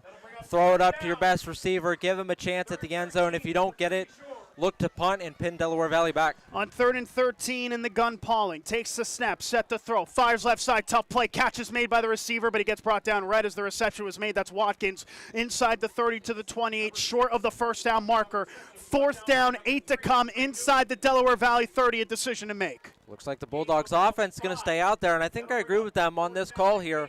You're already up 2 possessions here. If you can get another touchdown or another field goal before the half, you can really take command of this game. And with how your defense is playing, you're not really worrying too much about Delaware Valley responding. I think it's a good decision here for the Bulldogs to go for it, try to press what momentum they have, and see if they can capitalize with another score. Here we go, 4th down and 8 at the Delaware Valley 29. 2.5 minutes left, 5 to snap for Pauling. 3 right, 1 left receivers. Pauling in the gun. And now we have a stoppage. I believe Jersey Shore are going to take their final timeout with 2 minutes and 23 seconds left. I was speculating whether they were going to do that or not, Ryan. They take their final timeout, 2 minutes, 23 seconds left in the first half. Jersey Shore 21, Delaware Valley 7. A big play to come here. Yeah, and again, for Jersey Shore, it's a decision to make. I've already said I think that going for it is not a bad idea. However, neither is punting. In games like these where you expect it to come down to a 1-possession game, playing field position is sometimes the best thing you can do. If you can punt the ball here, pin Delaware Valley back inside their own 5-yard line, you can force them to drive the length of the field when they're pushing. They might not have enough time to do that with how they run their offense. I think for Jersey Shore, this is a real win-win situation either way you look at it. I still think they should go for it. Well, you're in the area of uncertainty, are you? Once you get inside of the 30, you might not have the kicker for the kicker might not have the leg for it. You don't really want to punt it, though, do you? If it goes in the end zone, it's an 8-yard punt. So maybe why not send them out there is the saying here. 4th down and 8. And now we look to see how they set up. It's going to be Pauling in the gun, 4 receivers set, 2 to each side. Tailback is Sechrist. Pauling takes the snap to throw. Fakes right. Now fires over the middle. It's caught for the first down inside the 20, 15. Hurdles a defender to the 12 before the receiver is brought down. A big catch over the middle. And I believe it was Ryan that made that route over the middle. He made the reception. It's a first down, just over 2 minutes in the half. They go quickly. Pauling in the gun, takes the snap, takes it himself, has a hole, gets a 10, a 5, and he's down at the 3. A triple from behind as he has another first down in goal-to-go territory. And just under 2 minutes to play in the half. Delaware Valley subbing in 3 players here, but again, Nolan Pauling, just that quick quarterback read up the middle. It's been killing the Warriors all game. Jersey Shore sticking with it to great success. They actually backed the football up to the 5, and that's not enough for the first. So it'll be second down and 2 to go. And Delaware Valley now takes a timeout with 1:47 left. Why take a timeout here, Ryan? When you look at the mathematics, it's the right call, but why is that? It's the right call because you need to score here before the end of the half. Jersey Shore, you'd expect either way, is going to come away with points on this drive. So you'll either be facing a 28-7 deficit or a 24-7 deficit. If you're Delaware Valley, you get the ball coming out of the half. If you can force Jersey Shore to a field goal, maybe drive down length of the field, kick a field goal of your own, then you go in the half up 24 or down 24-10. Come out of the half, score a touchdown, all of a sudden it's back to a one-possession game. Just over 500 concurrent viewers now tuning in for the dying embers of this first half, and there's late dramatics for it. Second down for Jersey Shore and 2 to go. They're at the Delaware Valley 5. No timeouts remaining for the Shore. $1:47 in the half. Bulldogs up 14. Pauling in the gun. Takes the snap. Option play. Keeps it himself. Jumps into the end zone. And he's there. Touchdown, Jersey Shore. Well, Nolan Pauling was coming off a week against Dallas in which he rushed it in twice. He gets his first rushing touchdown. And against a real difficult opponent in Delaware Valley, they're an extra point away from going up 21 points. And Delaware Valley looked to be a bit shell-shocked here. It kind of didn't contest Pauling on that run. Almost wondering if they let him score to try to respond. On the point after attempt, it is true from Passetti. He's now 4 for 4 on extra points in this game. And now we breathe. 1:43 left in the first half. Delaware Valley 7, Jersey Shore 28. And I would have never imagined a scoreline like this just shy of halftime. Yeah, Nick, and we were a bit surprised at how the Dallas game turned out for Jersey Shore. I think we're even way more surprised for how this game is turning out so far for Jersey Shore. They have put on a clinic here both offensively and defensively, and the main way they're doing this is control. They're controlling the clock. They're controlling the line of scrimmage. They're doing the two big things that good teams do to win, and that comes down to coaching. This coaching staff knows what it takes to win. They know how to implement it. They've done it before, and they're doing it here. So 1:43 left. Delaware Valley, very experienced coaching staff for them as well, trying to orchestrate themselves out of it. Important note, of course, Delaware Valley, they will receive the ball in the second half. They're not out of it yet. But it's a long way to go here for the Warriors. It's going to start, you'd have to imagine, with points here. Yeah, you have to score on this drive. Delaware Valley really does not have a choice. If they get it to be a fourth down and manageable, they have to go for it. You have 1:43 and 2 timeouts. You have plenty of time to score, but you have to score. Another squid. This one get fielded by Newton at about the 20. Goes left to the 25. Now the 30. Outside numbers 35, and will be out of bounds at the 39. This time I don't see any flags, Ryan, as that's another good return from the Warriors, and they'll have 1:36 and 2 timeouts to try and get something at the dying embers of this half. Yeah, and if you're Delaware Valley, you have time to run the ball here again. 1:36, 2 timeouts. You're not really worried about the clock just yet. You're not going to worry until it gets about roughly under a minute. You have time if you want to run the ball, either with your quarterback or your running back. Do what's worked for you in this game. Establish the run, get a few yards, and hopefully set up a deep pass. Because they've been open in this game. They've missed a few of them, but the deep balls have been there for Delaware Valley. On first down and 10, the Valley with it in the shotgun. There's the quarterback, McGarvey. Takes the snap, rolls out right to throw. Steps up into the pocket, going to run it himself. Gets past the line of scrimmage, 45. First down the midfield in Jersey Shore territory.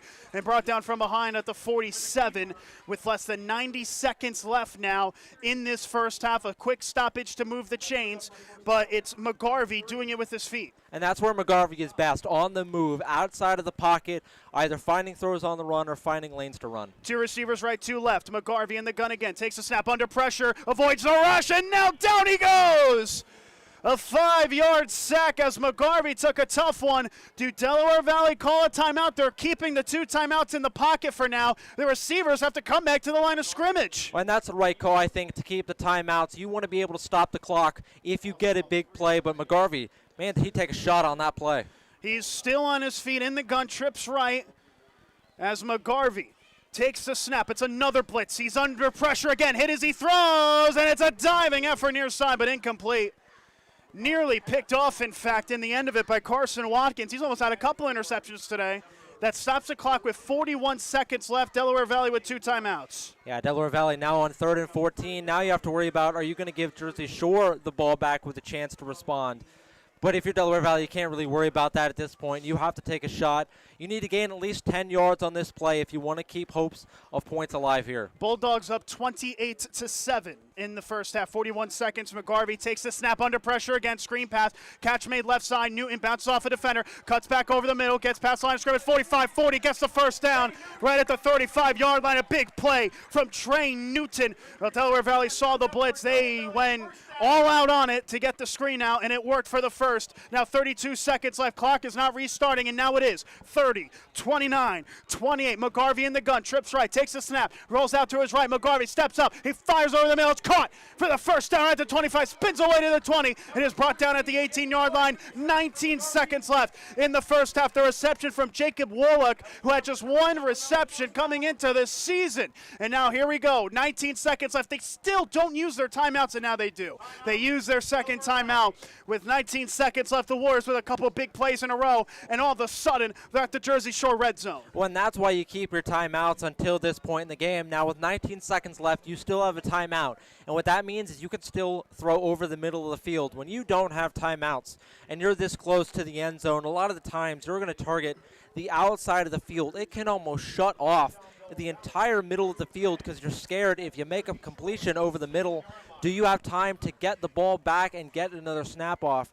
Keeping the timeouts in the pocket was the correct decision, and like you said, these are seasoned head coaches. They know what they're doing, keeping them in the back pocket. Good job by them, and a good job here from Delaware Valley. Again, you're seeing the desperation that they needed to score points at the end of the half. We knew it up here. They knew it down there. I'm sure the folks at home knew it as well. A good response here from the Warriors, but they need to cap it off with a touchdown. 1st and 10 for Delaware Valley at the Jersey Shore 18. 28-7, Shores up, 19 seconds left. The Valley have 1 timeout left.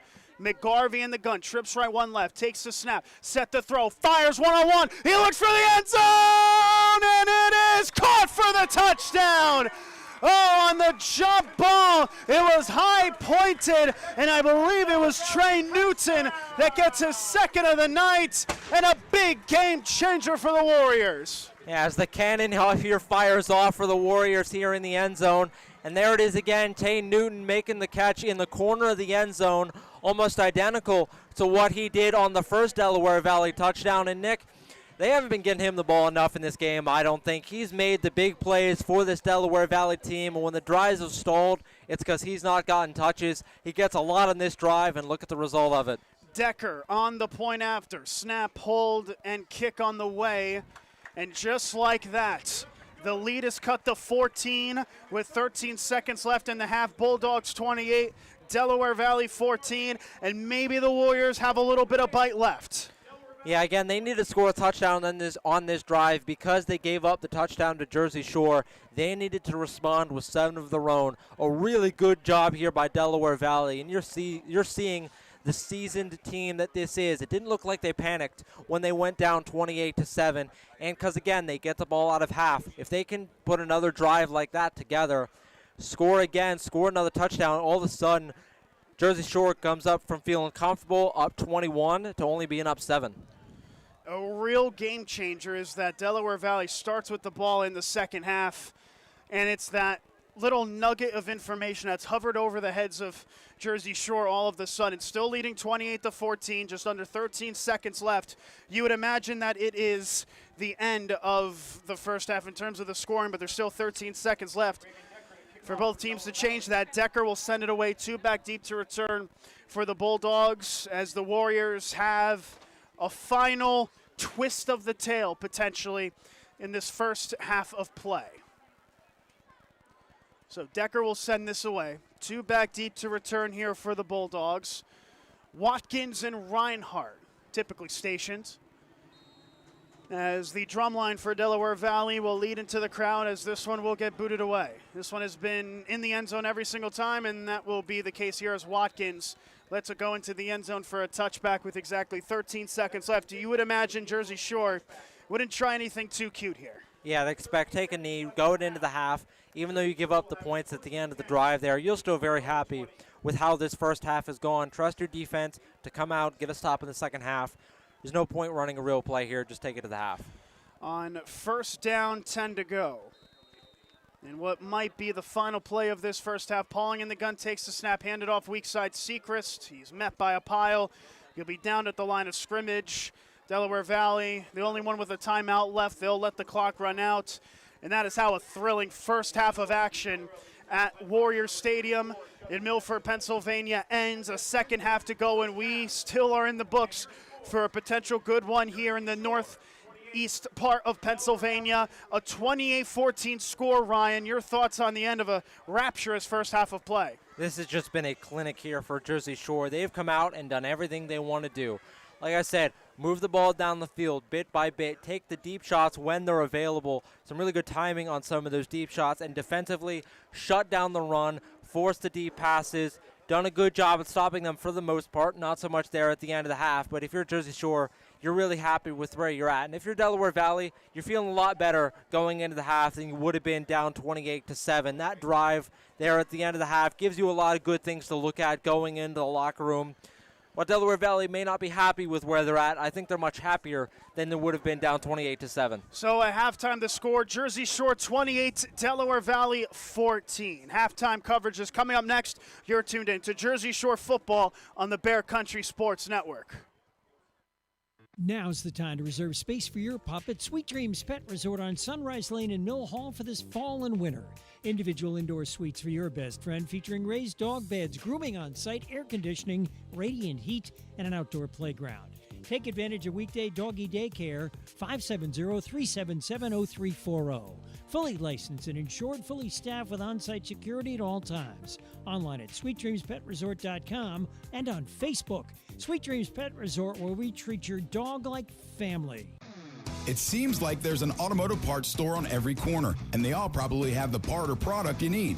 But do they know what you need? And do they know they have it? For automotive parts and knowledge, come to the automotive parts store that has automotive experience, Napa Auto Parts. The staff at Napa Auto Parts has the experience to answer your questions and make sure you get what you need. Napa Auto Parts, Hogan Boulevard, Mill Hall, and Bridge Street, Jersey Shore. Napa Auto Parts, Central PA's trusted source for automotive parts and knowledge for generations. A proud supporter of the Jersey Shore Bulldogs, TLC Fuels is a family-owned local business. Established in 1998, TLC Fuels serves residential, farm, and commercial customers from their Jersey Shore location just off of Route 220 at the Pine Creek exit. From fuel oil to diesel fuel and gasoline, TLC Fuels has thrived on a consistent dedication to you and your family. Call 570-753-5722 today. Think about the last time you thanked yourself for something. Maybe it was that me time you took last Tuesday, or finally learning Italian. Want to do something you'll really thank yourself for later? Start creating a plan for your financial goals today. State Farm agent Jason Eberhardt is here in Jersey Shore to help you build a plan that will set you up for success. The earlier you start planning your goals, the better off you'll be. Call State Farm agent Jason Eberhardt today, 570-865-5191. Then, thank yourself later. Like a good neighbor, State Farm is there. B.A. Meixel for local residential and commercial electrical contracting. With over 15 years serving central Pennsylvania, B.A. Meixel has built up relationships with hundreds of home and business owners in Jersey Shore and beyond. Trust B.A. Meixel's trained electricians for all of your needs. Take advantage of their industry-leading guarantees. Call 570-398-7837 today to find out more. B.A. Meixel Electric, proud supporter of Jersey Shore sports. It's Bear Country 99.9 FM. Welcome, Creek Unit Candles and more and Tightrope Films to Lock Haven. Located at 20 Bellefonte Avenue, featuring handmade candles plus everything from dog treats to 3D printed vases. All handmade products. And Tightrope Films, where Thomas Fleming looks to give your wedding or other special event a special look. Content for clients at an affordable price. Visit today. Creek Unique Candles and more, and Tightrope Films, open 10 till 6 Monday through Saturday. 570-244-6882. Find them on Facebook.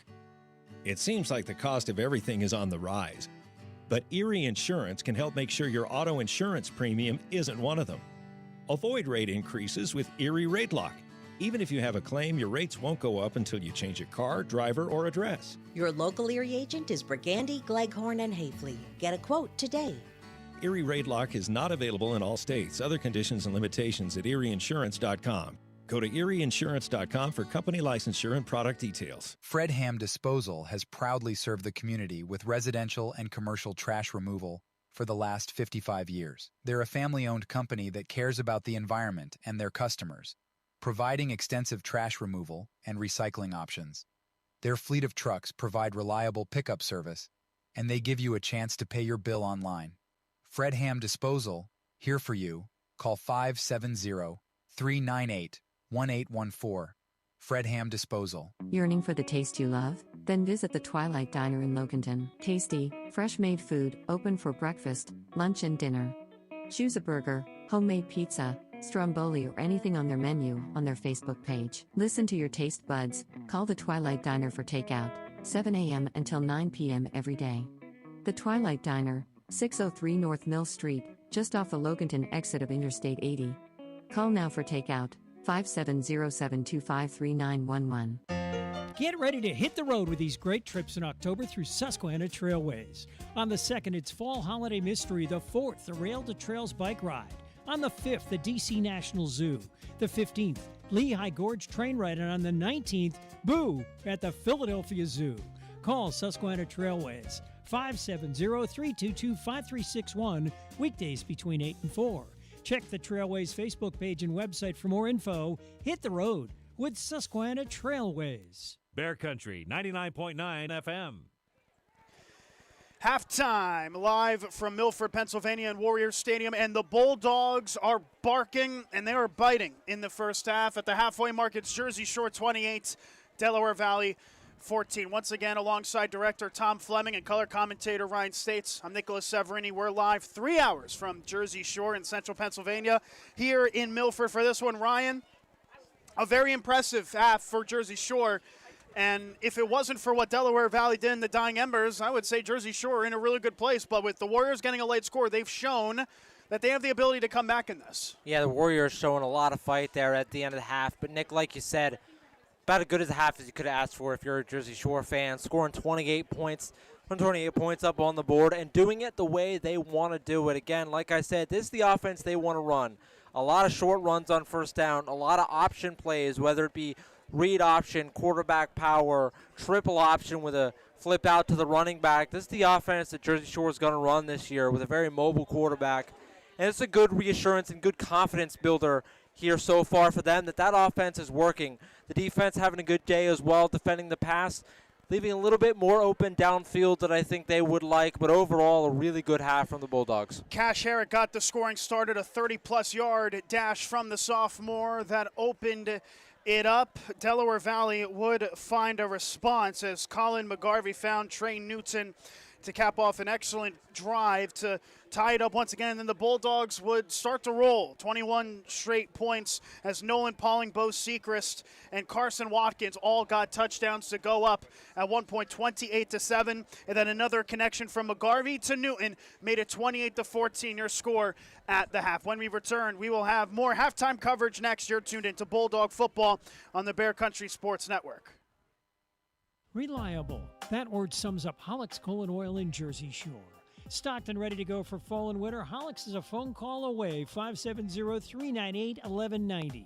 A fixture in the community for the last 75 years. Hollick's Colon Oil will fill you up shortly after you call.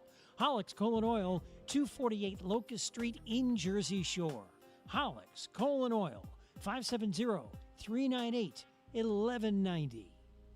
August is heating up, and so are the deals. Hey campers, Graham here at C.H. Waltz Outdoor and RV. Whether you're a weekend explorer or planning that big autumn getaway, there has never been a better time to buy. We have a great selection of travel trailers with end-of-summer pricing, like the 2025 Winnebago Micro Mini 1800 BH. Was $29,850, now $27,495. Simple pricing, no pressure sales, and never any hidden fees. Visit us in the beautiful Pine Creek Valley or online at chwaltzoutdoor.com. Adventure awaits at C.H. Waltz Outdoor and RV. Life moves pretty fast, and so does technology. So we should be proud that after over 40 years, Reese's Print Shop in Lock Haven still provides excellent work for everyone in Bear Country. So many other print shops have closed their doors, but Randy Reese still offers digital and offset printing at competitive prices, and they're fast. Reese's Print Shop, 7 East Main Street, Lock Haven. Stop in, email randy@reesesprintshop.com or call 570-748-6528. Reese's Print Shop. See what we can do for you or your company. New home, big dreams, real life plans. You're saving, you're doing the best you can. You need a friend and a helping hand. Journey Bank, Journey Bank.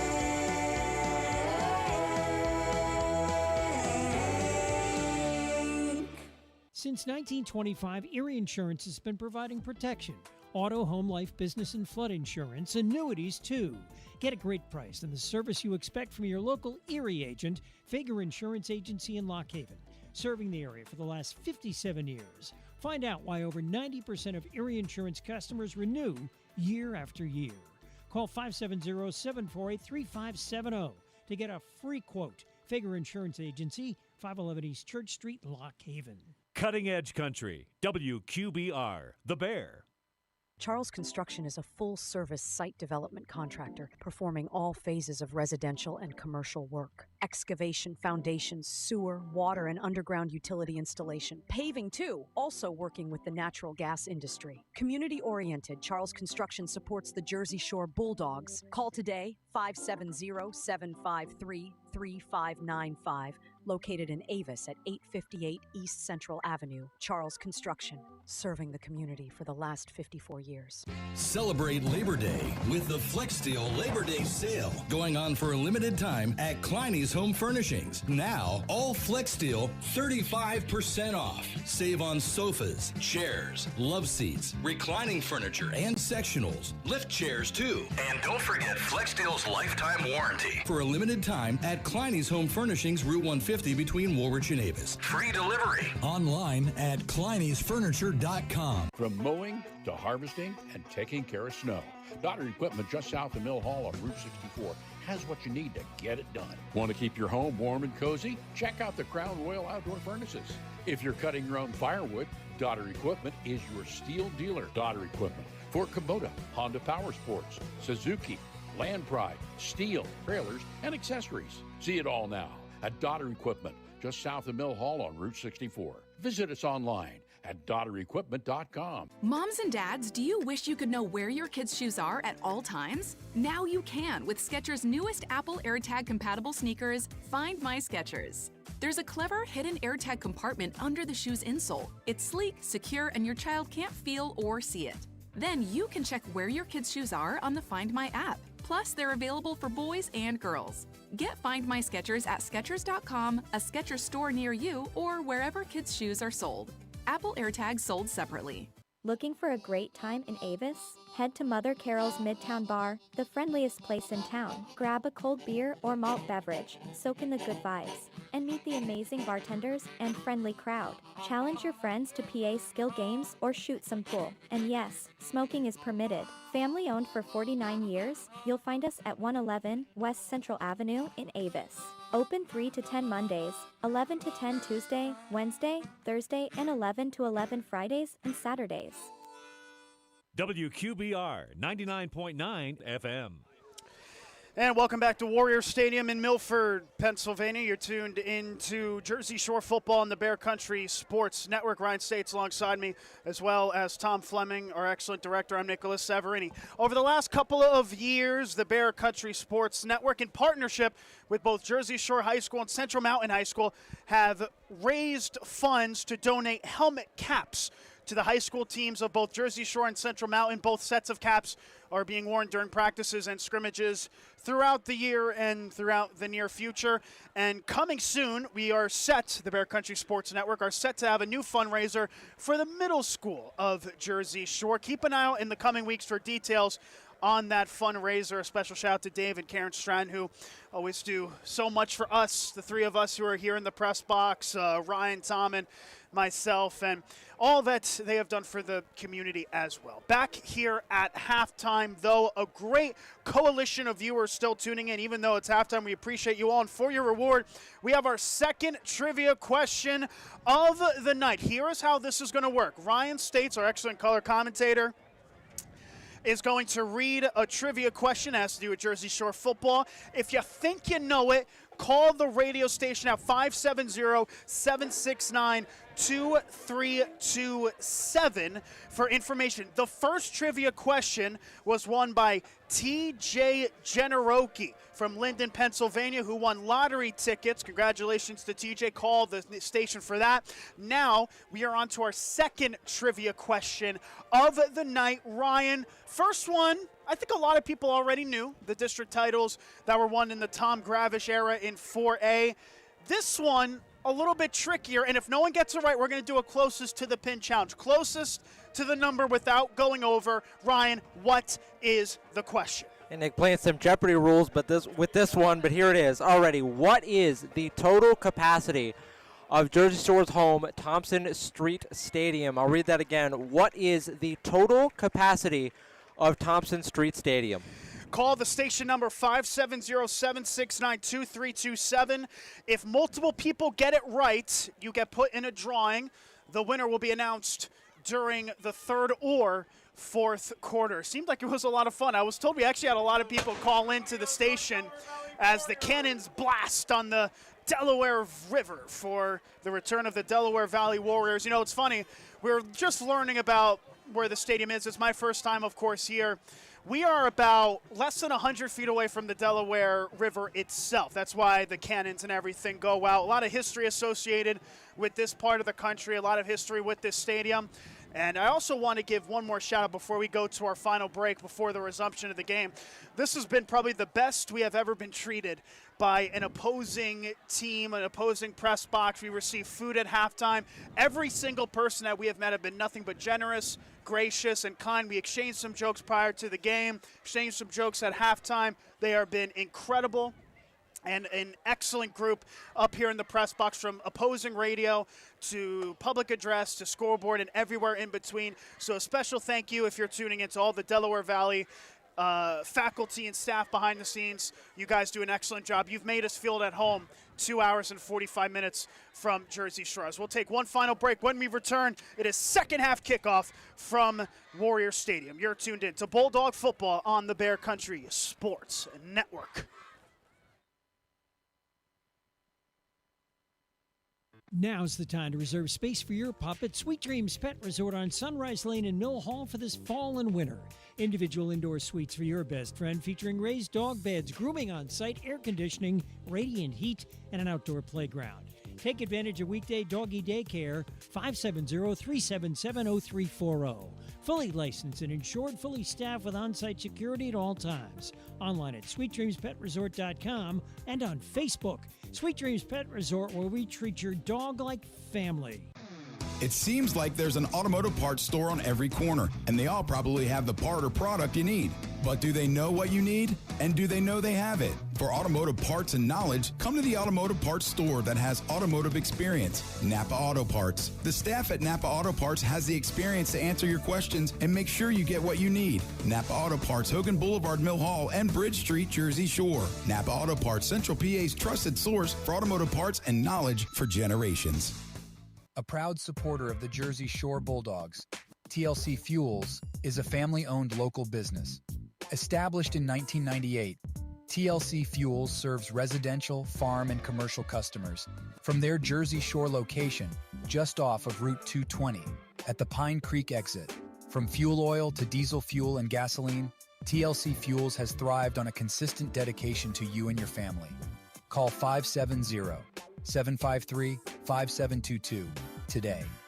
Think about the last time you thanked yourself for something. Maybe it was that me time you took last Tuesday, or finally learning Italian. Want to do something you'll really thank yourself for later? Start creating a plan for your financial goals today. State Farm agent Jason Eberhardt is here in Jersey Shore to help you build a plan that will set you up for success. The earlier you start planning your goals, the better off you'll be. Call State Farm agent Jason Eberhardt today, 570-865-5191. Then, thank yourself later. Like a good neighbor, State Farm is there. B.A. Mikesell for local residential and commercial electrical contracting. With over 15 years serving central Pennsylvania, B.A. Mikesell has built up relationships with hundreds of home and business owners in Jersey Shore and beyond. Trust B.A. Mikesell's trained electricians for all of your needs. Take advantage of their industry-leading guarantees. Call 570-398-7837 today to find out more. B.A. Mikesell Electric, proud supporter of Jersey Shore sports. It's Bear Country 99.9 FM. So both teams getting into their final huddles as we're set to restart play here from Warrior Stadium. Jersey Shore 28, Delaware Valley 14. Tom Fleming, Ryan States. I'm Nicolas Severini. Ryan, your final thoughts as we get the second half underway. I'm interested to see how Delaware Valley is going to come out here in the second half. Again, it's kind of a feeling of they feel like they have to score here coming out of the half, completely take control of the momentum that Jersey Shore has had since the onset of this game. If they can come out, score another touchdown, bring this back to a one-possession game, they're going to put all the pressure on Jersey Shore. And for Jersey Shore, if they can get a stop on this drive, they can maybe suck back some of the momentum that Delaware Valley took on that last drive. So Delaware Valley will receive from left to right wearing black. Delaware Valley is in, or rather Jersey Shore is in white. They will kick from right to left, as this one will be sent away by Carter Reinhart on the squib. It'll be fielded by the return man. He takes it to the 20, bounces outside hash 25-30. Stutter steps outside to the numbers to the 35, and the pile will form shy of the 40 to about the 37-yard line. That was a good return for Mike Uzzolino as we continue to try to get the name right here. Uzzolino on the return. Yeah, Nick, you nailed it there on that one. But again, Jersey Shore, again, on those kickoffs, really having trouble. They're giving Delaware Valley a lot of short fields. They're setting them up here on the 38-yard line. They're really putting pressure on their defense to make stops with a shorter field. 1st and 10 left side, hash 38 for the Valley. McGarvey is under center in I formation. Uzzolino the tailback. They hand it off to Uzzolino on the first play. Gets it to the line of scrimmage, but not much else. An excellent tackle to set the tone. And I believe, well, we're still waiting confirmation, I believe it was Cash Harrett on the outside who closed in on an excellent tackle. Yeah, Harrett there able to crash on the weak side, hit the runner right in stride and bring him to the ground. A good individual play there. On 2nd and 10, McGarvey and the guns. They show blitz. They send him as the snap is taken. Catch made at the 40. Gets upfield to the 42, and that's where the momentum will stop as he gets rattled down from behind. That's Trey Newton, who has been the main receiver today, getting another reception, picking up 5, 3rd down and 5 to come. And that's where Delaware Valley's been at their best, getting those quick passes out to Trey Newton and letting him go to work with yards after the catch. I'd like to see a lot more of that from them. On 3rd and 5, a 2 receiver set. McGarvey in the gun. Uzzolino to his left, takes the snap, looks to pass under pressure, runs weak side, outside number, is going to take it himself 45, and he gets the 1st down, I believe. Oh, that's not a favorable spot, though. It's not a favorable spot, and it looks like he's a yard short. They mark him at the 47. I thought he got it initially, but at the 47, it's 4th and inches, and the offense stays on the field. Yeah, and they stayed on the field. They had 3 4th and shorts here in the first half. Went for all of them, got all of them. Not surprised to see him go for it here. Here we go. It's a wing T right, or no, it's a full house rather. Full house. McGarvey under center takes the snap. Uzzolino carries it. He gets to the line of scrimmage. This is going to be close as he's brought down, and it looks like he got it. The forward progress might have just been enough. Well, that was perilously close, as I believe that Uzzolino initially didn't get it. They're going to spot the ball at the 48, And this is right at the 48-yard line, right at the first down marker. I believe it's enough for the first. There's no signal yet. Well, there's no signal. It's fourth down. It looks like they might be confused on the downage because they're not moving the chains, but the offense is staying on the field. Well, was it fourth down on the initial play? I believed it was, unless I had misread. And the officials think it's fourth down, I believe. Well, the chain on the far side had said fourth down before the initial play, which is what we were basing off of to say it was fourth down. But the offense are staying on the field, and it looks like the refs are going to discuss this. So the chains on the far side on the Jersey Shore sideline before the play said fourth down on them. But this is going to be controversial. Sorry, go ahead, Ron. No, I was going to say, so the initial ref on the spot walked out short of the line to gain. So it looks like they're going to bring the chains out to measure. But the ref on the Jersey Shore side, when he walked out at the end of the play, he walked out short of the line to gain. The one on the near side walked out ahead of the line to gain. And on the measurement, here it comes. And that looks short. It's very close. There's no signal. There's no signal. Jersey Shore thinks it's their ball.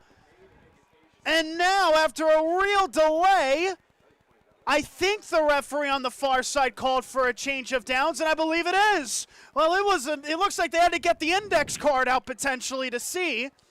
But a turnover on downs is the call. And this is a very controversial moment because, on my view, the marker on the far side had it right at the 48. So it should have been, in my view, a first down initially.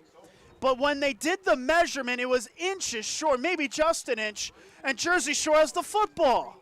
Yeah, Nick, I think that one might have been a blade of grass or two short of the first down there. That was about as close as it could get.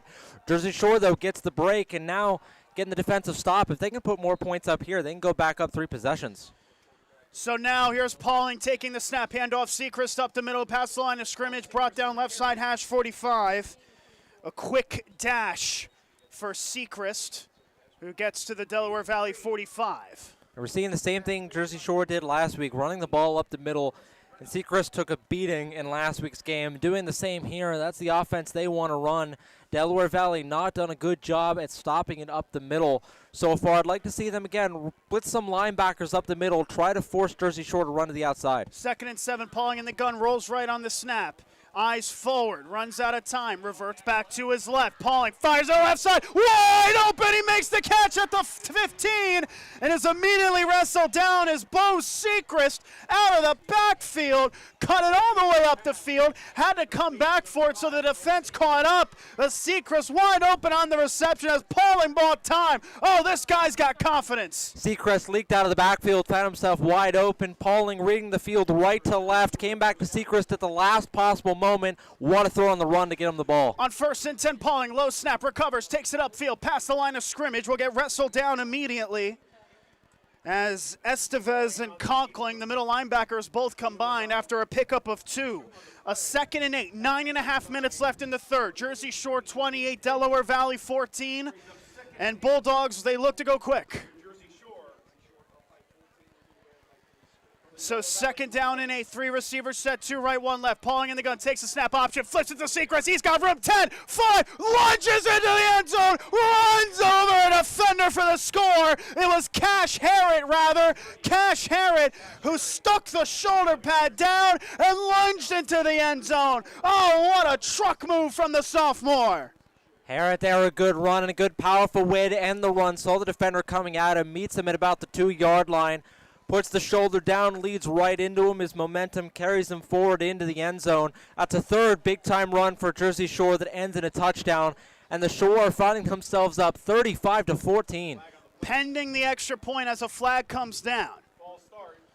Always a key. False start will back Passetti up. I say always a key, pending the extra point. Way to catch me on that one, because in high school you never know. It's never a guarantee. You never know.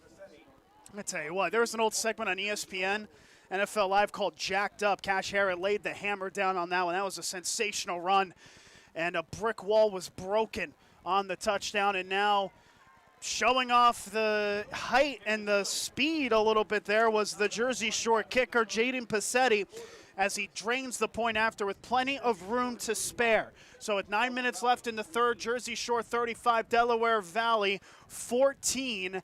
And the Bulldogs are making a statement at the moment. Still plenty of time left in the second half. But this was not what we envisioned, Ryan, coming into this game. Yeah, Nick, you and me both talked about it before the game. We were expecting this to be a close game, kind of one of those ones that can go either way. And obviously, there's still a lot of time for that to happen. But Jersey Shore has put on a clinic so far in this one. Delaware Valley feels like they've been playing catch-up the whole night. And they're going to have to try to catch up to this one here, trailing back to 21 points. Just 3 minutes, not even, into the second half. Delaware Valley, though, especially on the offensive side of the ball, show they have some strut in their game. And it looks like they're going to have to make this a slugfest and a shootout if the Warriors come back here. So now they're set to send it away once again. Uzzolino, the main returner, is back. Carter Reinhardt has been taking kickoffs now. And Reinhardt will send it away. This one blooped out to the left side. It'll be returned by the left side up man. He takes it to the center to the 25. Gets outside the right hash to the 30. Finds a room to the 35. Carries the pile all the way out to the 40. Another great run. And that will cause more good field position for the Warriors. They haven't been taking advantage of that good field position, admittedly. But they are getting it, and they continue to do so here. And again, Delaware Valley, still a lot of time on the clock. This game is far from over, but if you're looking at it from the Warriors' perspective, you need to score now. This is the exact same situation they found themselves at the end of the first half. You need to score on this drive, whether it be a touchdown or a field goal. You cannot let the Bulldogs keep building up this lead and keep building up momentum. Trips left, McGarvey in the gun, takes the snap, handoff up the middle. It's Uzzolino as he gets to about the 41 before getting rattled down from behind. Ace Willits and Cash Harrod both involved. Harrod really having a breakout game. And it seems like a lot of times the Warriors have started with that run play that hasn't worked. Yeah, looking a lot like what Jersey Shore did last week. They'll give him an extra yard, so 2nd and 8. McGarvey play fake, rolls out right. Dump off pass made by Estevez, takes it 45 to midfield at the first down, and he'll get it as he gets out of bounds by Luke Ryan, who pushed him out. Gain of about 10 and enough for the first into Jersey Shore territory. Estevez getting involved. And that's where the Warriors' offense has been at their best. Short little dump-off passes and make Jersey Shore make tackles in open space. They've not done a good job with it. Delaware Valley, though, not taking advantage. In the eye, McGarvey in under center takes a snap, play fake, pumps now, dumps it away. Actually, it was almost an intended pass, wasn't it? On the right side, Dabney was close. Yeah, as it comes out of play for an incompletion. That looked to be a broken play from the start. Delaware Valley only 2 eligible receivers downfield. Newton ended up being double covered. Their other receiver, single coverage, was blanketed on the far side of the field. Nowhere to go. Good job by McGarvey to get the throw away. Live to fight another down. 2nd down and 10, clock stopped. 8 minutes and 17 seconds left in the third. Jersey Shore 35, Delaware Valley 14. And now it looks a flag was down. And well, a broken play is now in pieces. A holding was called. That'll back them up 10. So a 1st and 20 instead of 2nd and 10. And those can happen on those plays where your quarterback runs out. It puts a lot of pressure on the O-line. Under center, McGarvey, I formation behind him. McGarvey takes a snap, handoff. Uzzolino gets up past the line of scrimmage to the 45 and down at the 46. Good chunk of yards to make up the penalty yardage, but it'll be a 2nd and 15 to come. And now a late flag is on the play. Well, hang on. That might change a little bit. A flag is down, and I'm not sure who it's on. A flag came in very much after the play. It's going to be a dead ball, unsportsmanlike, and they call it on nobody. Well, they haven't exactly pointed to a direction, but judging by the body language, it's actually on Delaware Valley. So Delaware Valley got a sideline warning. And I wonder if that has anything to do with the unsportsmanlike. That's going to back them up 15 yards. So instead of 2nd and 15, well, I'm not the best at math, but I think I know this one. It'll be 2nd and 30. Yeah, Nick, I'm guessing it came on the sideline because when you look at the players on the field, nobody really came up. Nobody got in each other's face, talked to the official.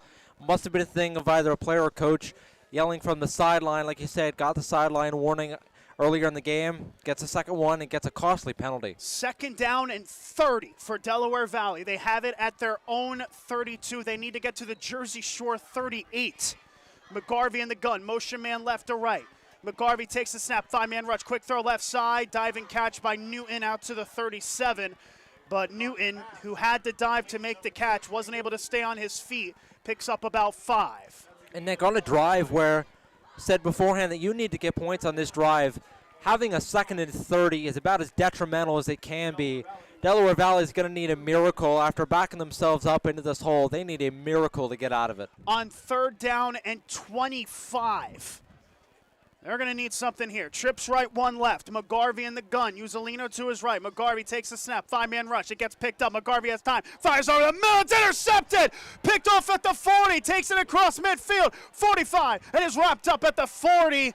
Right back to the line of scrimmage. Jersey Shore with another interception in the open field. There was a real heavy hit as he was going to ground, and that's Nolan Pauling, the quarterback, who took a tough hit after making the interception. Pauling made the interception, and Jersey Shore's starting quarterback, I believe, is the man who's down on the field, and that's big because no other player for Jersey Shore has experience at quarterback in their career. Yeah, you wonder what happens if Pauling isn't able to return to this game. Do you go, I would say you probably go to Sechrist or Harrod and run almost a read option offense for the rest of the game, looking to see if Pauling is able to get up. But a good interception there. Delaware Valley came out in almost a 4-verts look, nearly a Hail Mary set. Greavy fired it over the middle, just trying to make most of what he could. Pauling stepped in front and picked it off. Like you said, took some hits earlier in the game at quarterback as a runner.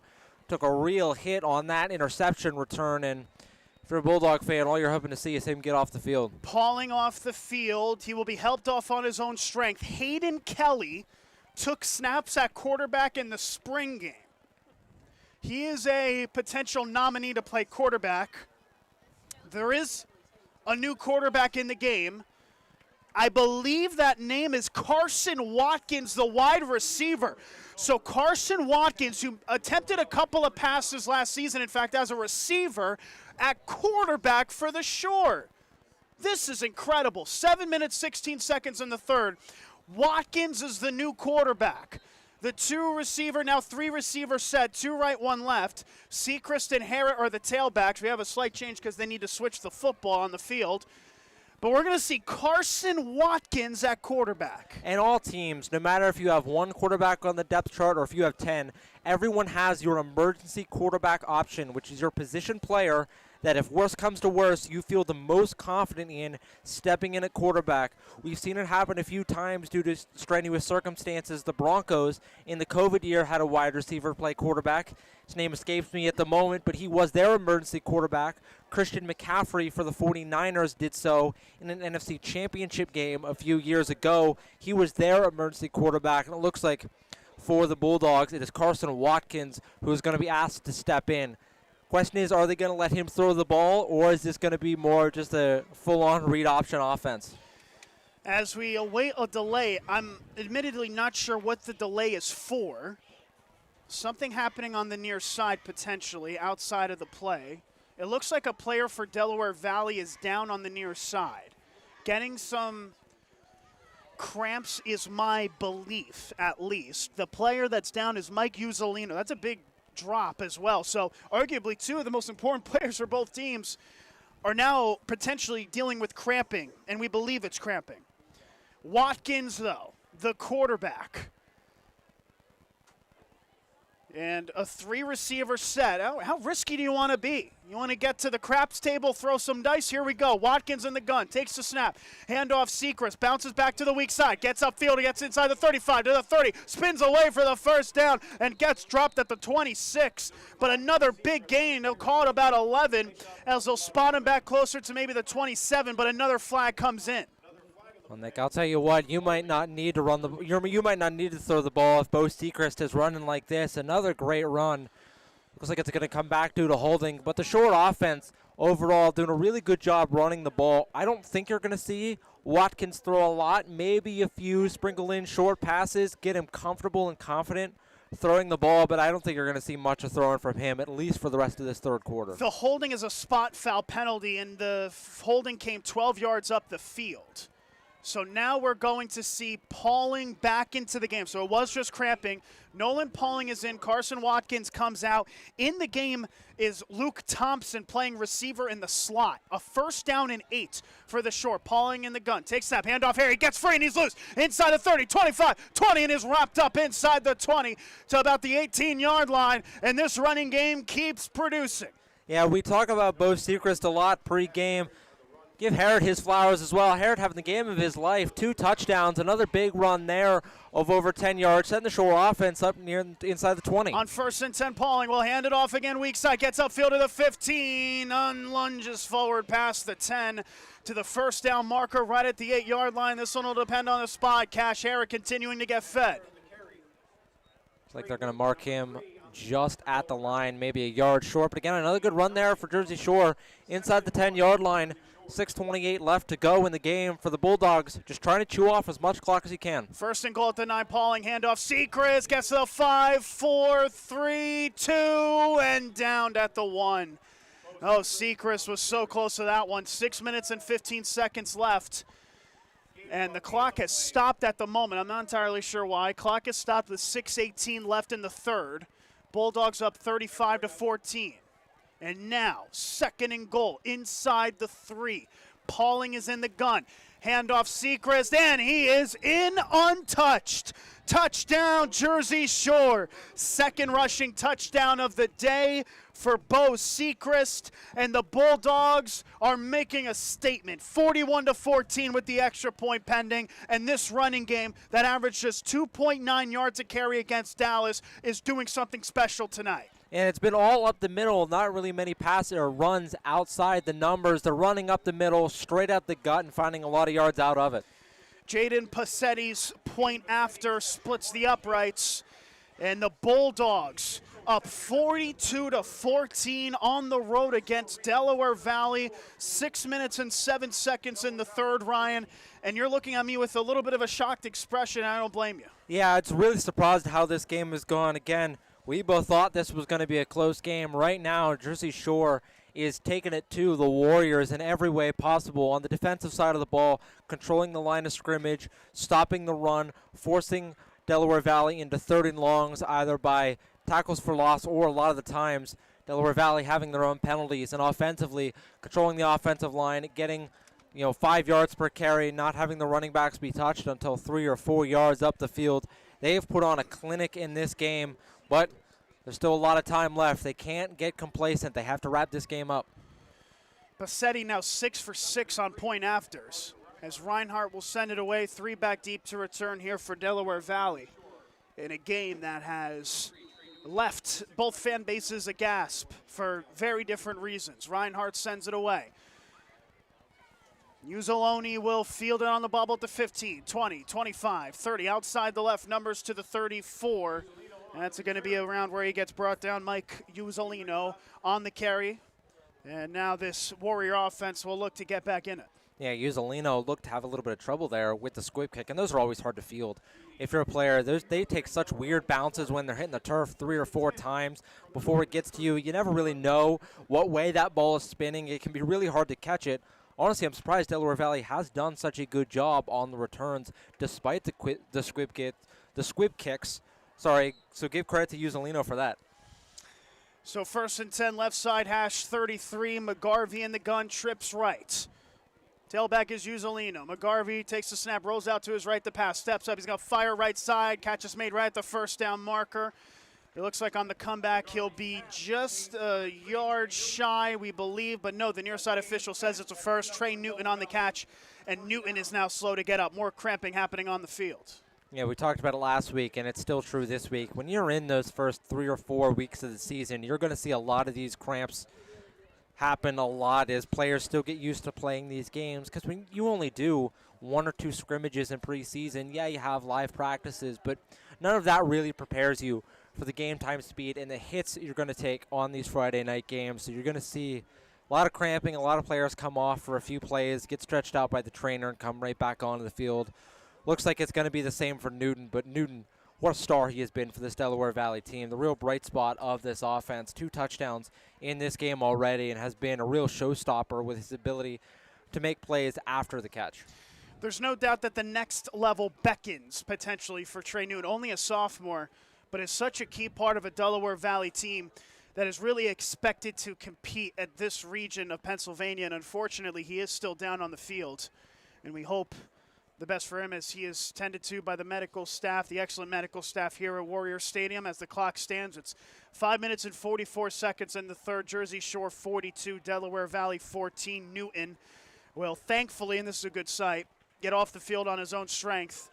And the Warriors will look to operate here. And they did give him the first down, by the way, a 10-yard catch to bring up a first down and 10. Delaware Valley with it at their own 43. Yeah, and if you're Delaware Valley, everything is on the table now from this point on. Throw the ball deep down the field, and if they score, maybe even consider some onside kicks. They're going to have to do a lot of work to come back in this game. McGarvey is under center. Usolino the tailback. They'll take the snap, play fake. McGarvey steps up, fires, hit as he throws. Catch is made for the first down in Jersey Shore territory inside the 45 to the 43. James Dabney has been a bit quiet compared to how he played against McKeesport, able to make the reception for 13. Well, Dabney has been quiet other than that long touchdown way back in the first quarter that got called back due to holding. That was a 55-yard catch and run from Dabney that got called back. But, yeah, other than that, not made a big impact on this game. Just Shore done a good job at shutting him down. First down and 10 at the 43. McGarvey under center takes the snap. Handoff. Usolino gets upfield to the 40. He's loose. 35. Breaks the tackle to the 30. Outside the numbers 25, 20, 15. One man to beat. 10, 5. Touchdown, Delaware Valley. Mike Usolino with his first rushing touchdown of the season. And the Warriors continue to show life offensively. It's now 42-20 on the long dash from Usolino, a 44-yard score. Yeah, and that one just a complete breakdown from the Bulldog offense. The defensive line not able to generate any pressure. Looked like some of the linebackers went the wrong way, got fooled by the play fake there. Usolino all open grass ahead of him. Only one Bulldog even in the area to make the tackle. Able to outrun him, put a touchdown, and keep Delaware Valley hanging around in this game. Decker point after attempt, and this is going to be called back for a flag. I tell you what, this has been a very long third quarter of action. We're just shy of 2 hours of game time here at Warrior Stadium. A lot of the scores contributing to it, and this penalty not doing favors to either team as the Warriors get called for the false start. Yeah, with all the penalties and stoppages due to scores, it's feel like this third quarter's gone on about 40 minutes, and we're barely over halfway through. Yeah, 5 minutes, 12 seconds left in the third point after attempt for the Warriors to make it a 42-21 game. The snap, hold, and kick on the way from Decker, and that one is true. 42-21, the lead back down to 21, but still favoring the Bulldogs. This game was 7-7 at one point, Ryan, but Jersey Shore really continuing to improve on both sides of the ball. The Warriors showing some life offensively, but Jersey Shore still with a near insurmountable advantage. And I think that's the takeaway you're going to have from that drive there for the Warriors is they're showing a lot of fight in this. A lot of teams, when you look at the scoreboard and it says you're down 42-14, it's really hard to come back out there and put on another drive and try to find the end zone again. Credit to them. They don't look any discredited. There's no disheartened look on the field from the Warriors. They're sticking in this. They still believe they can win this game. And I'll tell you what, seen wilder things happen in high school football. This game is far from over. Far from over, in fact. Just over 5 minutes left to play in the third quarter of action. And Delaware Valley will kick it left to right. Jersey Shore will return and field from right to left. Coming into the season, a big storyline for the Bulldogs was the amount of starters that they've graduated. But it seems that the newcomers have filled in the shoes quite well through 2 weeks. Doesn't get easier for them. On the road against Selinsgrove and Shamokin. That Shamokin game is going to be the big one for the Bulldogs in terms of Heartland Athletic Conference play and in the districts as well. But we expected Delaware Valley to be a real litmus test.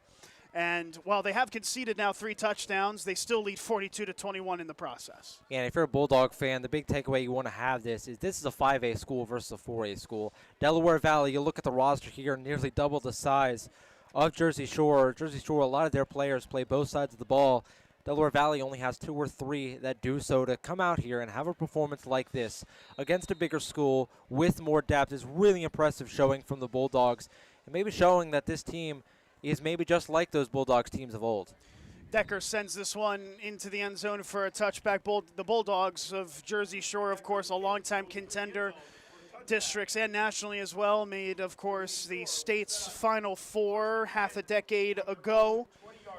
And against a Delaware Valley team that has done very well at home, notably. They're 11-5 Delaware Valley at home since 2023. That includes that loss to McKeesport. Jersey Shore have really given some humble pie a bit to the Warriors at the moment. They're on offense here again. Pauling in the gun. A 3-receiver set. Takes the snap. Pauling will hand it off weak side. He gets upfield to the 25, 30 outside the numbers. 35 still going 40. Out to the 45-yard line before finally getting wrestled down. Another big gain and late contact as well, and a flag comes in. Well, it looked like there was late contact. It was an excellent run on the weak side. And we'll have to check the laundry here as Sechrist had a big dash. Well, that flag didn't look like it came based off the hit. The flag came, I would say, about 2 or 3 seconds after the hit happened. Could still be a penalty for the late hit, but I'm wondering if there was some talking back and forth between the players afterwards that might have incited that flag. So the referee's talking about this one. We'll see what happens after the fact. And it looks like the referee is pointing to the way of Delaware Valley. So if it's a dead ball foul, I believe it's on the Warriors. We'll have to see. Yeah, and that's a big penalty to take. Again, Delaware Valley had a few costly penalties in this game. 2 back-to-back penalties set them up earlier on in the quarter at a 3rd and 30. Now this one will set Jersey Shore up in Delaware Valley territory. Just some costly mistakes from the Warriors have really costed them probably over 50 yards in total of field possession in this game. It's been a real problem for them. All the way inside of the Delaware Valley 40 to the 39 after the 15-yard penalty. And now Pauling is back in the gun. Twin tailbacks, a 3-receiver set. Pauling in the gun, takes the snap, handoff to the tailback. That Harrett bounces outside of the 25, 30, 25, 20, 15, one man to beat to the 10, and wrestled down at the 7. And Cash Harrett, I got to tell you, you blink and you might miss him. He has got a level of burst that is really special for a sophomore tailback. And you got to give a lot of credit as well. This fellow running back, Bo Sechrist, on the blocking down the field, able to latch onto a corner, didn't let go, was able to give Harrett about 10 yards of space there. But, Nick, like you said, Harrett as fast as can be. And in the gun, Pauling hands off weak side. Sechrist gets around inside the 10, tries to lunge to about the 5, and that's about going to be where he is marked. Another 3-yard gain, and it seems like Sechrist and Harrett are more companions rather than a 1 and 2 in the backfield tonight. And they're making it look easy. I mean, this Jersey Shore offense look like they're doing this about as nonchalantly as possible. They're just waltzing down the field on these drives here in the 3rd quarter. It's been a real impressive showing from them. Goal to go. Pauling takes the snap, flip it outside of the tailback. Harrett dives, and he is in for the touchdown. Cash Harrett cashes in for 6. It's his 3rd touchdown of the night, and the Bulldogs have 48. Yeah, it's about as surprising as it can be for a Bulldog fan to watch this game. 48-21, and every time Delaware Valley has scored, Jersey Shore on the next possession has responded. A lot of credit, again, to the mental fortitude of this Bulldogs team, and they are just pouring it on right now. 2 very sets of tired legs for both teams as another point after attempt from Passetti is true. 49-21. Shore is up on a drive that took less than 1 minute and 50 seconds. Still 4 minutes left in the 3rd, and the Bulldog offense just seems to get better. Yeah, it was only, a 4 or 5 yard play drive, to get the ball into the end zone there. All of them being runs, and again, this is what Jersey Shore wants to do. They want to run the football. This is how they're going to win football games, not only tonight, but looking forward as well. Pauling, a threat with his legs on the read option. You've seen a lot of that in this game, a lot of triple option. Now getting Harrett involved as well as Sechrist. They've got a real 3-man army in the backfield right now that's giving them this momentum. And after last week, it was the defense that we felt like won them the game with their stops. It really feels like the offense has taken command of this game and is really setting the tone. 6 of Jersey Shore's 7 touchdowns have been on the ground. 1 from Pauling, 2 from Sechrist, and it's the hat trick for Cash Harrett. And I have to come up with a lot of casino references for this sophomore because he seems like one for the present and the future. This has been a breakout game of the utmost latitude for the sophomore tailback. And that's what you love to see if you're a high school fan. When you're seeing these young teams, again, Jersey Shore, we've talked about it before, a very young group. When you have a true sophomore doing all this stuff, all you can think about is, man, what is he going to look like in 2 years? A bloop kick that's taken at the 20, now bobbled. The return man had to dive on top of it. It looks like he recovered it just shy of where the Jersey Shore Bulldogs were collapsing. And that is going to be what happens out to the 30-yard line with Delaware Valley remaining in possession. You mentioned it before, those squib kicks are really tough to handle sometimes because you never really know where they're going to go. They bounce all over the place. Delaware Valley avoiding disaster. They are able to fall on it and keep possession. Well, with no mercy rule, both teams still in their first-string teams. McGarvey back in the game.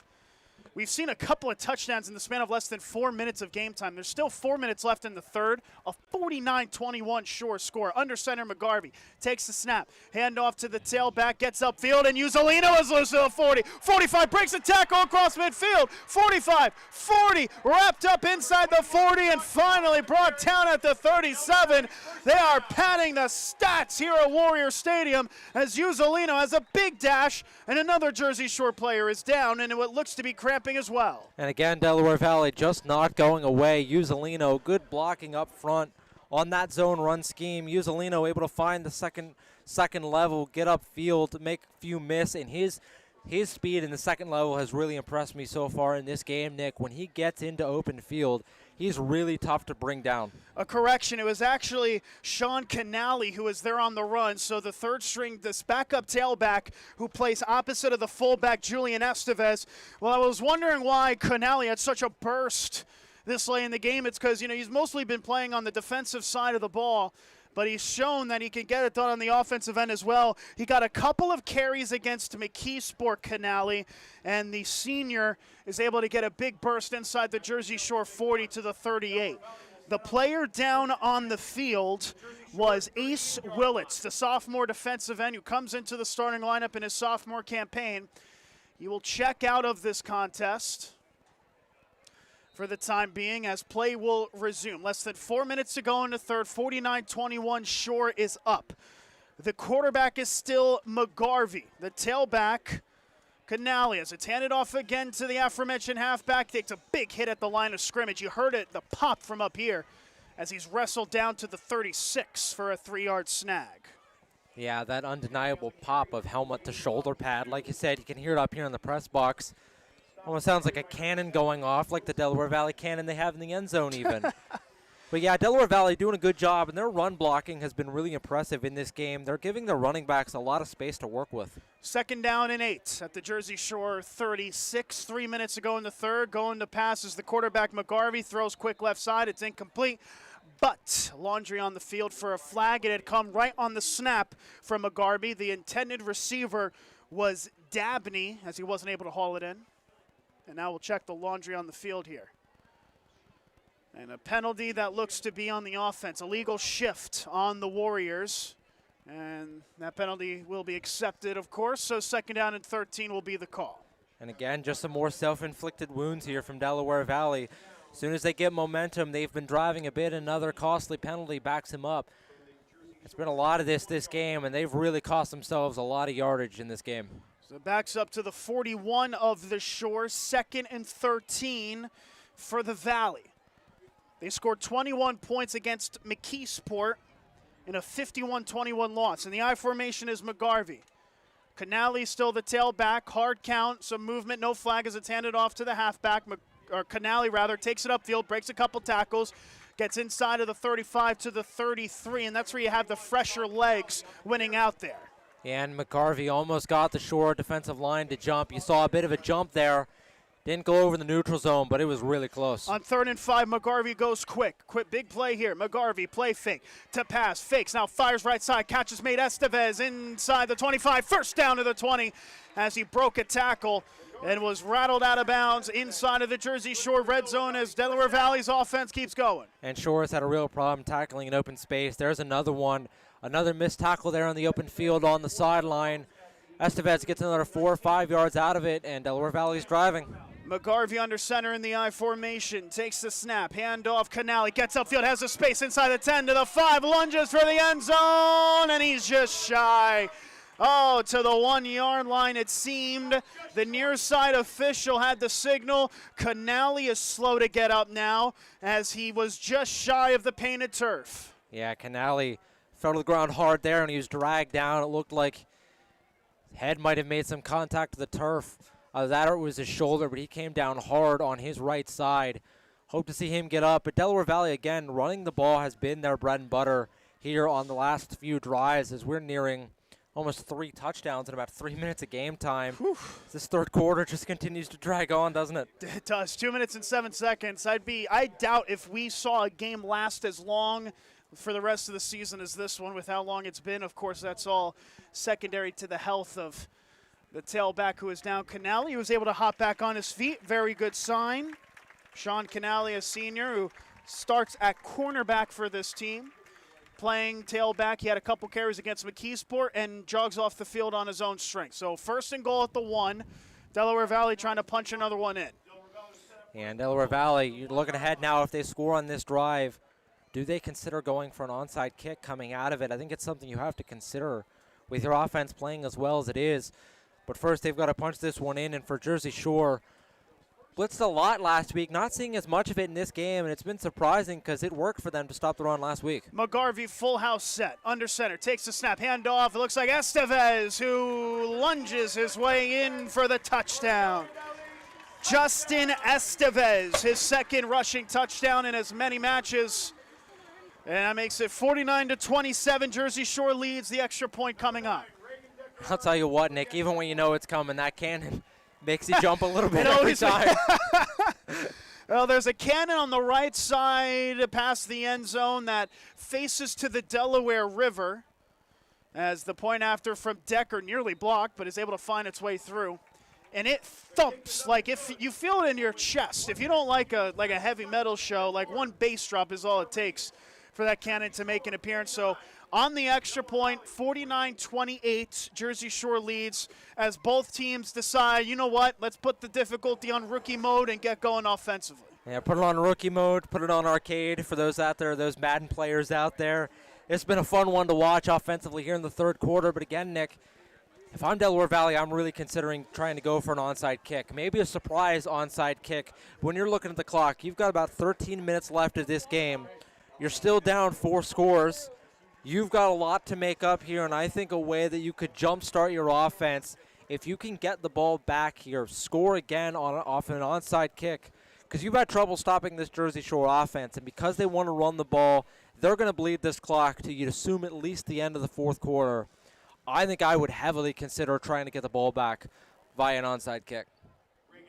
Well, it seems like they're set for a normal kickoff, but maybe they're just feigning it. We'll have to see. Jersey Shore have 5 lined up at the 50, which is the minimum 10 yards required for an onside kick to go by, and this one will be sent away and into the back of the end zone for a touchback. 1 minute, 51 seconds left in the third. Jersey Shore 49, Delaware Valley 28, and one of the highest scoring games combined I think you're going to see for a while. And now if you're Jersey Shore, here's how you want to look at this. Do not turn the ball over. You have done well on offense scoring up points, but you don't really need to score points on this drive. What you need to do is take as much time off the clock as possible, and you cannot turn the ball over. That is number one. Ball security is paramount. Pauling first snap, handoff weak side. That's the Sechrist. Gets to the line of scrimmage, but not much else there for the senior tailback as he'll give him one and set up a 2nd and long. And if you're Delaware Valley, you're trying to buy another possession any way you can. Get your hand in there, try to rip the football out. If they go for the pass, get aggressive, try to jump a route. Even if you guess wrong and you get beat, that's okay. You need to buy another possession via turnover. 90 seconds left to go in the third quarter. The Shore up 21. Here in Milford, Pennsylvania, Pauling in the gun. 3 receivers set, 2 right, 1 left, twin tailbacks. Looks like Sechrist is to the left of Pauling. Harris is to the right, as now they're starting to drain that clock like you mentioned, Ryan. But Pauling gets the snap out. Hands off Harris. Gets to the weak side. Gets a great block from Sechrist outside the numbers 25-30 to the 35 for the first down. And down at the 38. Sechrist did an excellent shield off on the edge. He sealed it perfectly, and Harrod took advantage for the first. And some timely play calling there from the Bulldogs. Delaware Valley dropped back, dropped 3 corners. Back into that deep blue area of the field, about 15 yards back from the line of scrimmage. Good time to call a draw play, forces those corners to back up, expecting a pass. Hand the ball off to the running back. He gets 5 yards of space before there's even a defender to challenge him. Picks up a first down and keeps the drive moving. Usolino on the tackle, 1st and 10. Pauling takes the snap. Will hand it off weak side again. Harrod this time. The Warriors were waiting for it as Harrod tries to get back to the line of scrimmage, but not much else. He stayed on his feet for a while, but only got 2 yards behind it in the end as the Warriors were able to close down defensively.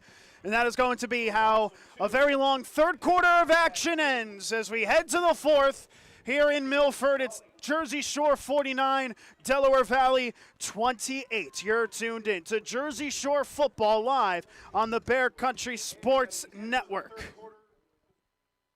42 years serving you. All Round Tire, your hometown service and tire sales center. Family owned and operated, All Round Tire features Cooper and many other brands, including Michelin and Firestone.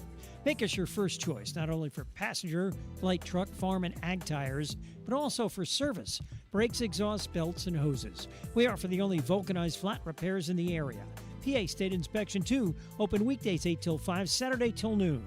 All Round Tire, Cement Hollow Road, Jersey Shore.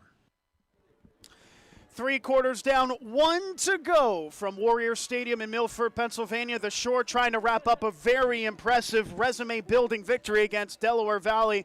The Bulldogs lead the Warriors 49-28 here from Milford. Tom Fleming on camera. Ryan States next to me. I'm Nicolas Severini. 3 hours from Jersey Shore. And the Bulldogs trying to make the road trip worth it with the win. They lead. They have the ball on their own 36-yard line, left side hash, for a 2nd down and 12. Pauling in the backfield, takes a snap, option. Pauling takes it himself, bounces out to the outside, in between the numbers 40, then to the 45. High tackle as he stripped down to the 45. That didn't look like horse collar by my view. Looked like shoulder pad as he picks up about 9 and sets up a 3rd and 3. Yeah, Nick, I think you're right. Grabbed him there by the top of the jersey, right at shoulder pad level, but definitely in the area of a horse collar. Good job by the defender to avoid the horse collar tackle and bring him down. On 3rd and 3, right side hash 45. Trips left, 1 right. Pauling in the gun. Tailback is Sechrist. Option play on the snap. He pitches out to Sechrist, and down he goes. That's a big loss. Excellent play for Delaware Valley on the edge. It was a perfect closeout from Chris Devaney, the senior, with a big TFL. That lost about 5 or 6 yards. And on 4th and 8, I'd imagine the Shore are punting it. And an ill-advised pitch there from Pauling. What was really a no-win situation. Pauling, no room up the middle. Tried to flip it out to Sechrist, see if there was anything there. There wasn't. Delaware Valley all over it. Brings him down about 5 yards behind the line of scrimmage to force a punt. And all of a sudden, Nick, Delaware Valley, another touchdown, and they're creeping right back into this game. A minute gone in the 4th quarter. Bulldogs 49, Delaware Valley 28.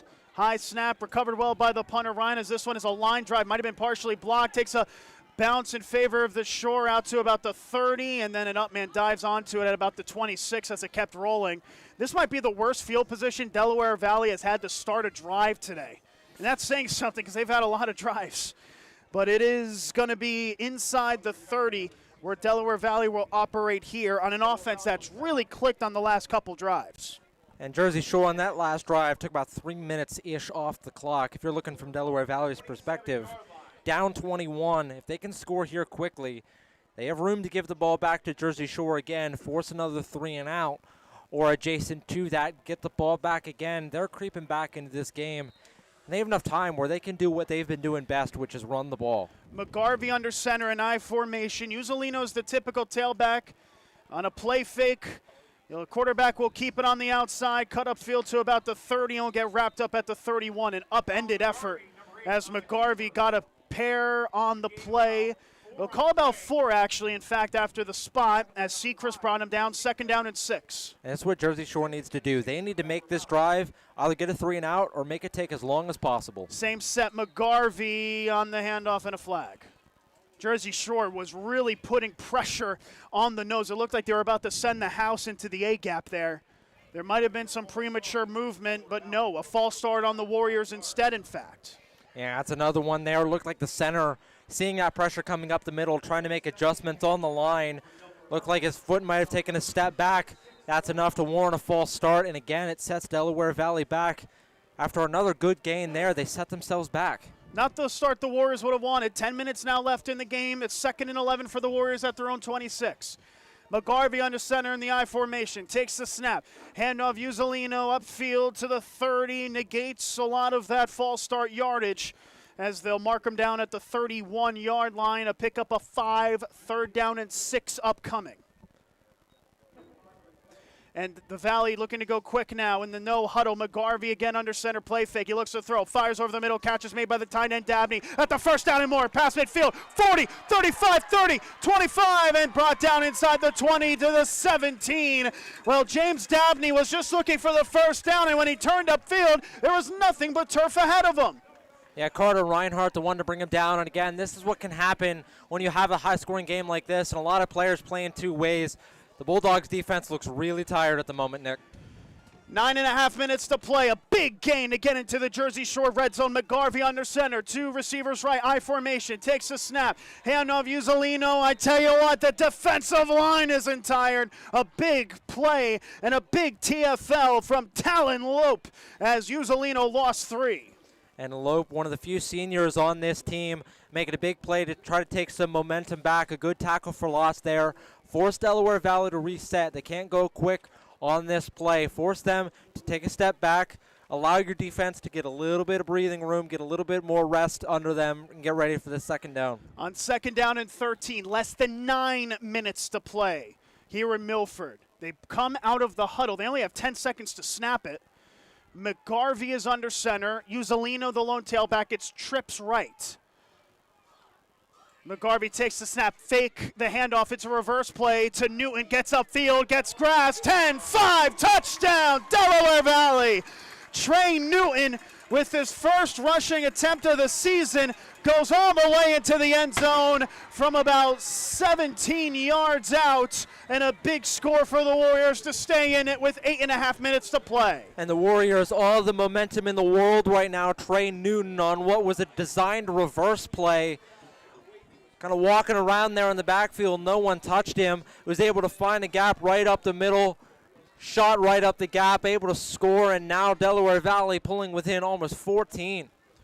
It's a 2-possession game as the snap, hold, and kick is stopped for a flag and a false start. A lot of flags, especially on special teams, on what looked like fundamental plays. And especially on Delaware Valley, that's going to back them up, although I don't think that's going to be much problem for their kicker. Again, as you said, hit a 40-yarder last week, was hitting some from deep here in practice, but then again, that mental side of it of just, you're expecting an easy kick to back them up 5, that mental can get to you too at times.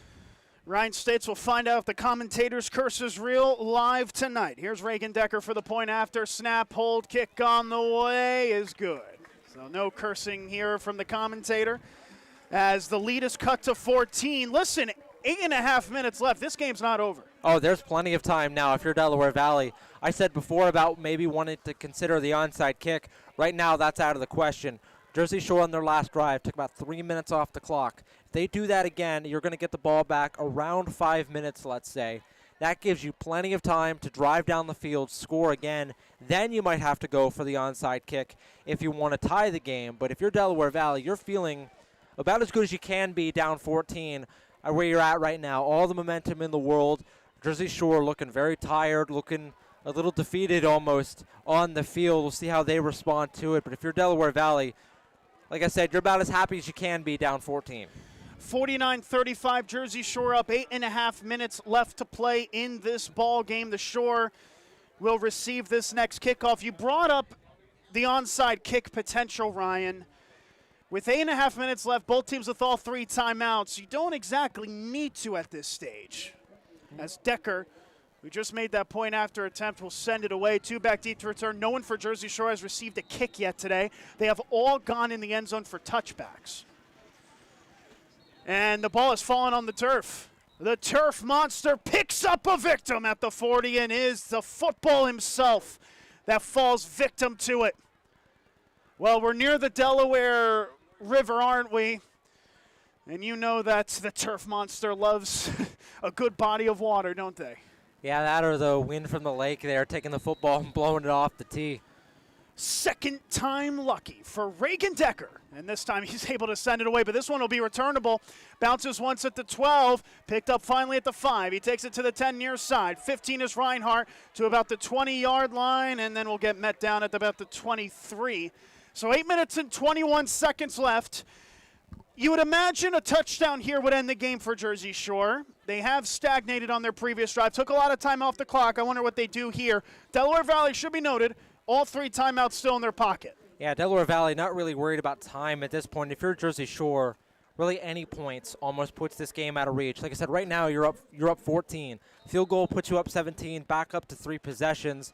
They need to score, though. Quick snap on the opening play. It's a handoff weak side. Gets it to the 30, 20, 30, 35. To the 40 is Seacrest. All the way to the 45. And then it'll get wrapped up at the 48. Seacrest, a big hole to pounce into on the weak side. That weak side run has bore a lot of fruit so far. And it's a big gain there for the Bulldog offense. And if you're the Bulldogs, that's what you want to see. The run game, get back to where it was 2 drives ago. Stalled out on the last drive. Not so here. Bo Seacrest able to find a gap up the middle. Gain big yardage, and again, Jersey Shore going to chew as much clock as they can. Probably not going to snap this till about 5 seconds left on the play clock. 2 receivers right, 1 left. Pauling in the gun, 13 to snap. 7 minutes, 45 seconds left to play. Now 10 to snap. Oh, Ryan, you might be right on the money with this. Now with 5 to snap, Pauling into his set, takes the snap. Handoff, Herrick gets upfield, line of scrimmage, not much else. Right at the 47, the linebackers for Delaware Valley. Looks like Estevez was there to plug at that time. Makes it a 2nd and 9 as Herrick, with progression, was able to pick up a yard. And you see Pauling there clap right at the 5-second mark, and the reason they do that is just in case there's any breakdown in communication with 5 seconds left on the play clock, that still gives you time to take a timeout if you need to look at things. On 2nd and 9, they actually go quick here. Another handoff, this time to Seacrest, who only gets another yard there. Well, those gaps in the A spot aren't as open as they were about 2 hours ago, were they? Yeah, and the Bulldogs trying to catch him off guard there with a quick snap. But like you said, Jersey Shore ran all over Delaware Valley earlier in the game. The Warriors sending more blitzes up the middle, keeping a linebacker in that A and B gap there to try to shut down the runs up the middle. Shore not really trying to run to the outside as much, and Delaware Valley seems to have adjusted. On 3rd down and 8 for the Shore. Pauling to throw. Quick throw right side. It's bobbled into the air. It's tipped, and it's incomplete. No, it's intercepted. It's a diving interception made. And Delaware Valley are still in this. A diving interception at the line of scrimmage by Zion Colin. His first interception of the year. And the Warriors just might still be in it. And that's why you can't turn the ball over in that spot. Jersey Shore, even if they don't get that catch, they can able to punt, push them back. Delaware Valley probably starts around the 20-yard line. Now they're up into Jersey Shore territory. I formation, McGarvey under center, takes the snap, play fake, the throw, fires left side, catch, Estevez upfield, 40, right at the 1st down marker. It'll depend on the spot as he's right at that 38-yard line. The eyes on the chain gang for what they're going to do here. The referees congregate to talk about it. I'm sure the Delaware Valley might be frustrated by this. They're going to mark it short, 2nd and 1, just over 6 minutes to play. The Warriors still down by 14. McGarvey under center in the eye, takes the snap, handoff, tailback, bounces to the outside, Usolino, and he gets met. That's not going to be enough for the 1st down. Luke Thompson was there to meet him. 3rd down and 1. Delaware Valley's got to go quick. They don't have a lot of time left. Time not on their side. They've got to snap this ball as quick as they can. On 3rd down, we'll call it inches at this point. McGarvey slowing things up now. The clock had stopped, and I believe that is so the referee can place the ball. The clock will reset on the whistle. Uzzolino still the tailback. It looks like they're going to try to take it short. McGarvey has an issue on the near side. The clock is still running. 5.5 minutes left and counting. McGarvey on the snap. Handoff Uzzolino to the weak side. Gets the first down to the 35. 30 and is out of bounds right at the 30-yard line. A late extracurricular activity as well. Bo Sechrist doing his favorite tumble routine as he came to the near side. It didn't look like a flag was thrown as the chains move for the Warriors inside of the 35. Yeah, Sechrist definitely doing some embellishing there on that play. But again, Delaware Valley, they have enough time if they want to run the ball. You're seeing them do it here. 5 minutes left on the clock, especially if they can keep getting out of bounds. There's a lot of time left. Trips right as McGarvey is in the gun. Tailback to his right. 1st and 10, McGarvey to throw. Has time, rolls out, fires over the middle, caught, shy of the first down marker inside the 25. Forward progress will take him to the 24 on an 8-yard reception. Less than 5.5 minutes to play. Jersey Shore 49, Delaware Valley 35. Second down, that's not a favorable spot, and now they adjust it. It'll be a second down and short for the Warriors. I'd love to see them take a shot here on this play, maybe to Newton. Under center, handoff, Uzzolino trying to get any lunges for it, but he does not get there.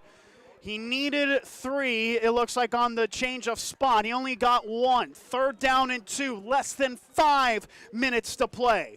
The Warriors are in Jersey Shore territory at the 24. McGarvey under center, full house formation, Uzzolino at the head. They hand it off to one of the 3. Gets to the weak side, tries to bounce out. That extra bit of effort might have been enough. The near side official is stopping the clock. It looks like it might be enough. And it is. A first down to the Jersey Shore 21. 4.5 minutes to play. One individual play there by Estevez. Got hit about a yard short of the line to gain. Able to power through, keep the legs churning, reach over for the first down, and stop the clock. Out of the huddle, McGarvey breaks it. Newton is the dangerous receiver lined up on the left side. They're still in the full house formation. McGarvey, play fake, rolls out right, has time, steps up in the pocket, tucks and runs, gets to the 20, and then will get rattled up at about the 19. He was stuffed. McGarvey trying to work quickly here. The clock still running, now at 4 minutes to play. Delaware Valley, all 3 of their timeouts, they're not taking them yet. Second down and 9. And it looked like McGarvey there wanted Newton there on the inside route. Looked like he was getting ready to throw it, thought better of it, tuck and ran. McGarvey in the eye, play fake, rolls out left, has time, now runs to the weak side, gets upfield to the 15, outside the numbers 10, the 5, reaches for the end zone!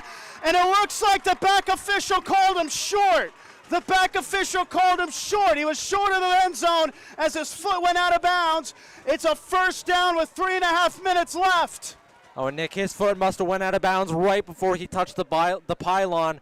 Well, they're marking him back really far. That might be at about the 2 or 3 yard line. I think it's at the 3, Ryan. A first and goal. McGarvey now comes to the line of the sideline all the way out to the near side. That's just to get the play call. Since he went out of bounds, the clock is not going to keep going. Trying to make this a one-possession game is Delaware Valley. Jersey Shore's defense looking out of gas here late. McGarvey in the gun, takes the snap, has time, fires to the end zone. It's a bouncer, it's incomplete. Newton was the intended target on the slant route. He had him open. Sechrist was closest to close him down. It'll be second and goal. Yeah, Newton got lined up one-on-one here on the near side. Like you said, Nick, doing either a slant or a short in route, would have had position. He had leverage on the corner. Ball just skipped in. McGarvey under center on the snap, play fake, rolls out left, under pressure, and just fires into the end zone. Oh, what a play! Touchdown, Delaware Valley! Justin Estevez making the catch on one of the greatest throws you'll see from Colin McGarvey. He was halfway on the turf when he sent a prayer to the painted turf, and Estevez was there to receive it. Yeah, Sechrist had McGarvey dead to rights, had him wrapped up, was in the middle of spinning him around. McGarvey, just a desperation throw, looked like he was trying to go to Trey Newton. Estevez ran in front of the ball. What a fantastic diving catch, and we have a ball game here. Decker's point after is crucial, and it's good.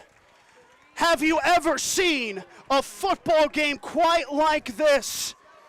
Jersey Shore 49, Delaware Valley 42. And this has the potential to be A dream turned nightmare for the Bulldogs. And Nick, this is why when the score is 42-14, you're hesitant to say it's over. Because especially in high school and college sports, stuff like this can happen. A miracle here for Delaware Valley. Everything that has needed to go right for them has gone right here. From really the midway of the third quarter on, they find themselves here now only down 7. And again, with 3 timeouts, you can comfortably kick the ball back to Jersey Shore. And even if Jersey Shore scores on this drive, you still feel like you have enough time to respond and tie this game up. This has been an astonishing change of events, Ryan. This can become a disaster for Jersey Shore. The Bulldogs still lead by 7, 3.5 minutes left. Delaware Valley have all 3 of their timeouts remaining in the game. Decker will send it away. End over end kick. It'll go for a touchback. Jersey Shore will have it inside of their own 20. And the Bulldogs defensively, they look a bit out of gas here late. We went back to those amount of starters on both teams. You know, the 5A team, you've got more bodies to work with. And the Bulldogs running 2-way starters. It seems like if they want to win this game, they need to do it on the offensive side of the ball. And the Bulldogs have done a good job running in this game, and that does pay fortune here, but they've struggled in the last 2 drives. I'd like to see Jersey Shore take a shot down the field early on in these plays, try to catch Delaware Valley off guard. Because, like I said, the Warriors have all the momentum in the world. Jersey Shore still in front, still in control of the game, but they're going to have to get a good play. Trips right, 1 left. For the quarterback, Pauling takes the snap, play fakes. He's going to try to take it himself. Bounces outside, he's going the wrong way, and that's going to be a big loss. A 3-yard loss there from Nolan Pauling, as it was Cullen who closed it out. Pauling tried to come back to the center, and it looked like closing it out there was Keith Doyle, the edge rusher. A loss of only 2, a 2nd down and 12, 3 minutes left to play. Delaware Valley not taking their timeout yet. And that's where Pauling has been at his best on the run, but Delaware Valley shutting it down there. Pauling in the gun, trips right. Rather, 2 receivers right. There's 2 tailbacks in the backfield. Pauling is in the gun. 1 receiver isolated left. Clock continuing to run. Now he takes the snap. Option play. Pauling himself upfield, past the line of scrimmage to the 20, but not much else. A 2-yard, no, they'll call it a 1-yard gain to the 19. And with a stoppage of the clock, Delaware Valley will take their first time out. They've got 2 remaining, 2.5 minutes left. And the Bulldogs staring down the barrel of a 3rd and long. Yeah, a real 3rd and forever. But again, the deep passes have been there for Jersey Shore in this game. They're going to need to try to find, I think it's Carson Watkins all the way. You try to get Watkins isolated. If you can find him one-on-one, I think that's where you have to go. Throw that ball at Watkins. He's made some great contested catches last week against Dallas. See if he can come down with something here, but you've got to do something to pick up a 1st down. For Jersey Shore, you just really have to try to keep this clock moving. Because my assumption is if this is a pass and it is short of the line to gain, but the clock would still run, I'm assuming Delaware Valley is going to take another timeout. 2.5 minutes to play. Jersey Shore up 7. They were up by as many as 28 in the second half. 3rd down and 10, they'll call it. Pauling in the gun. 4 receivers spread out. Pauling takes the snap, has time, fires right side, and it's nearly intercepted. Oh, that would have been a pick 6. Luke Thompson, the intended target. Zion Colin was there to bat it away, and Jersey Shore has to punt it. And Delaware Valley has a chance to tie it on the next drive. And it looked like that ball might have gotten tipped a bit at the line, but you're right, Nick. If that found the hands of a Delaware Valley player, Zion Colin, that would have been a pick 6.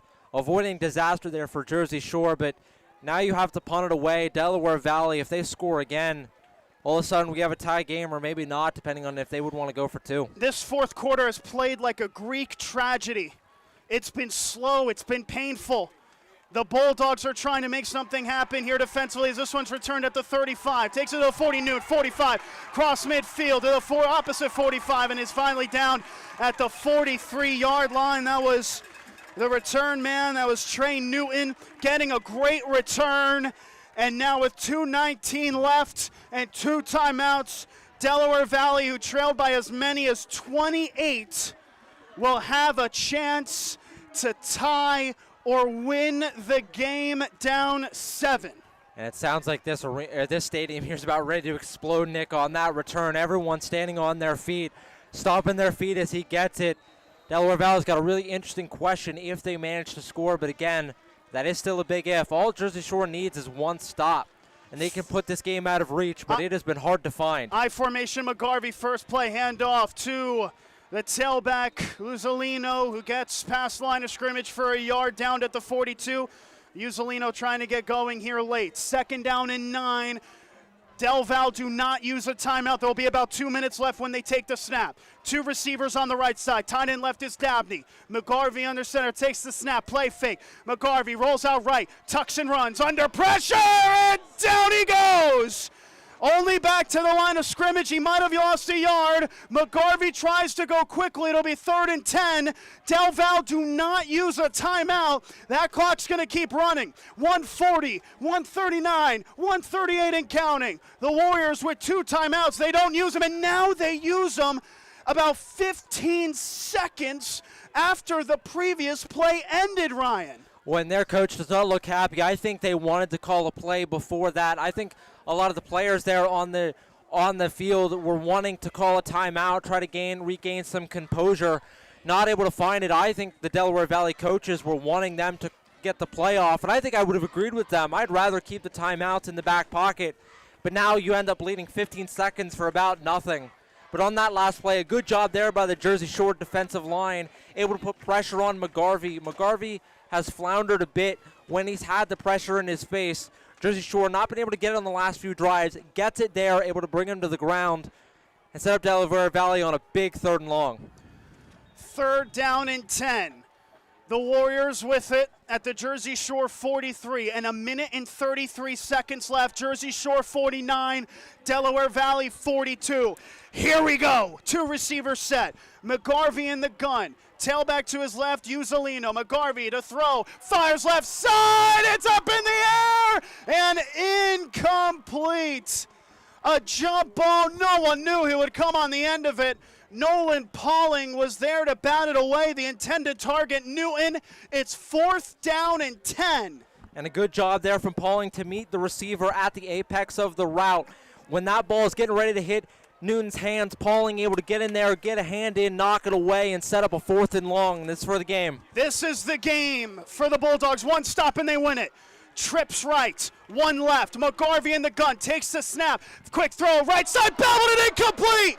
It's incomplete. James Dabney was the intended target. The throw was behind him, and the Bulldogs might have just survived in the Valley. And Nick, there's why you don't want to have to waste the timeout there on that drive to end. Now, minute 24 left, 1 timeout.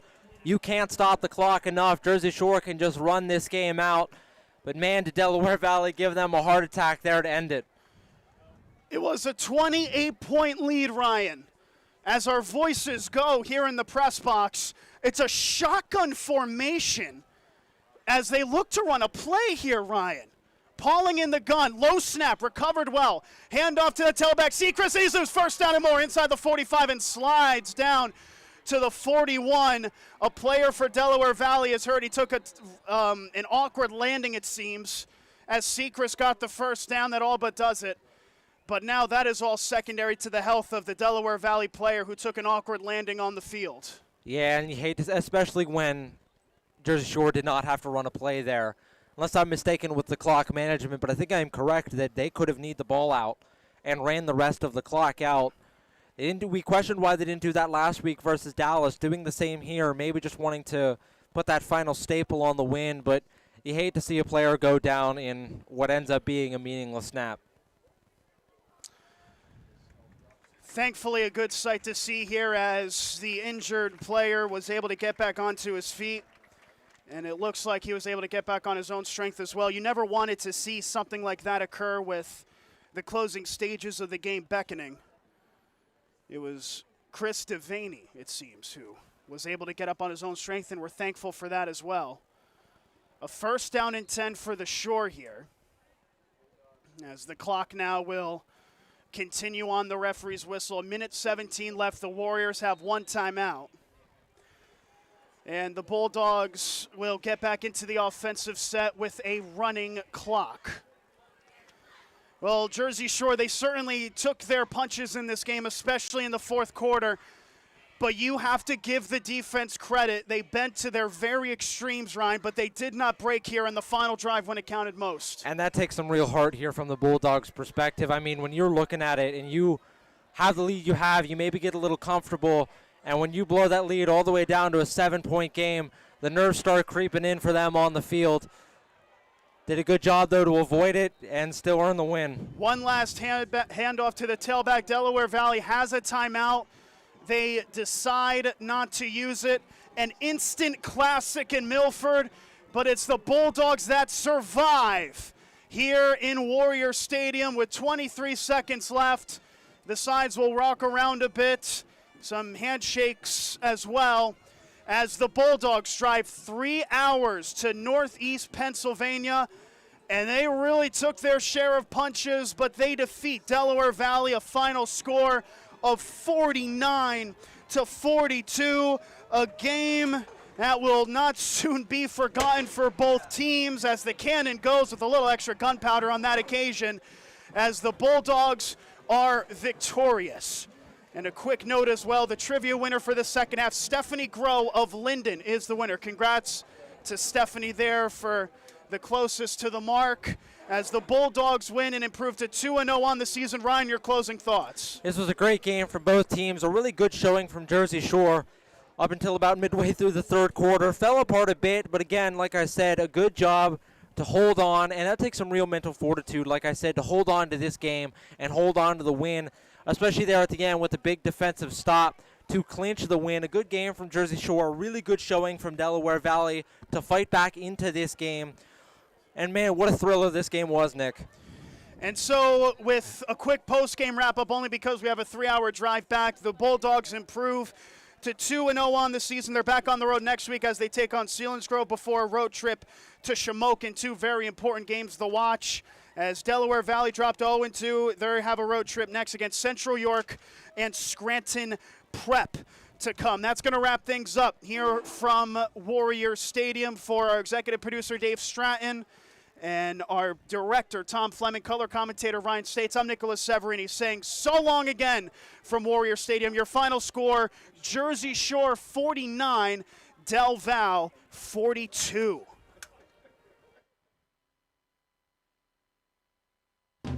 Thanks for listening to tonight's game, brought to you by TLC Fuels, Napa, Jason Eberhardt State Farm Insurance, All Round Tire, B.A. Meichel Electric, Journey Bank, Dotterer Equipment, Twilight Diner, Doug at Alexander Kia, Brigandy, Gleghorn and Hafley Insurance, Sweet Dreams Pet Resort, Susquehanna Trailways, Reese's Print Shop, Ham's Disposal, C.H. Waltz Outdoor and RV, Hollick's Colon Oil, Creek Unique Candles and more, Tightrope Films, Charles Construction, Mother Carol's Midtown Bar, Kleiny's Furniture, Fager Insurance, and T-Mobile.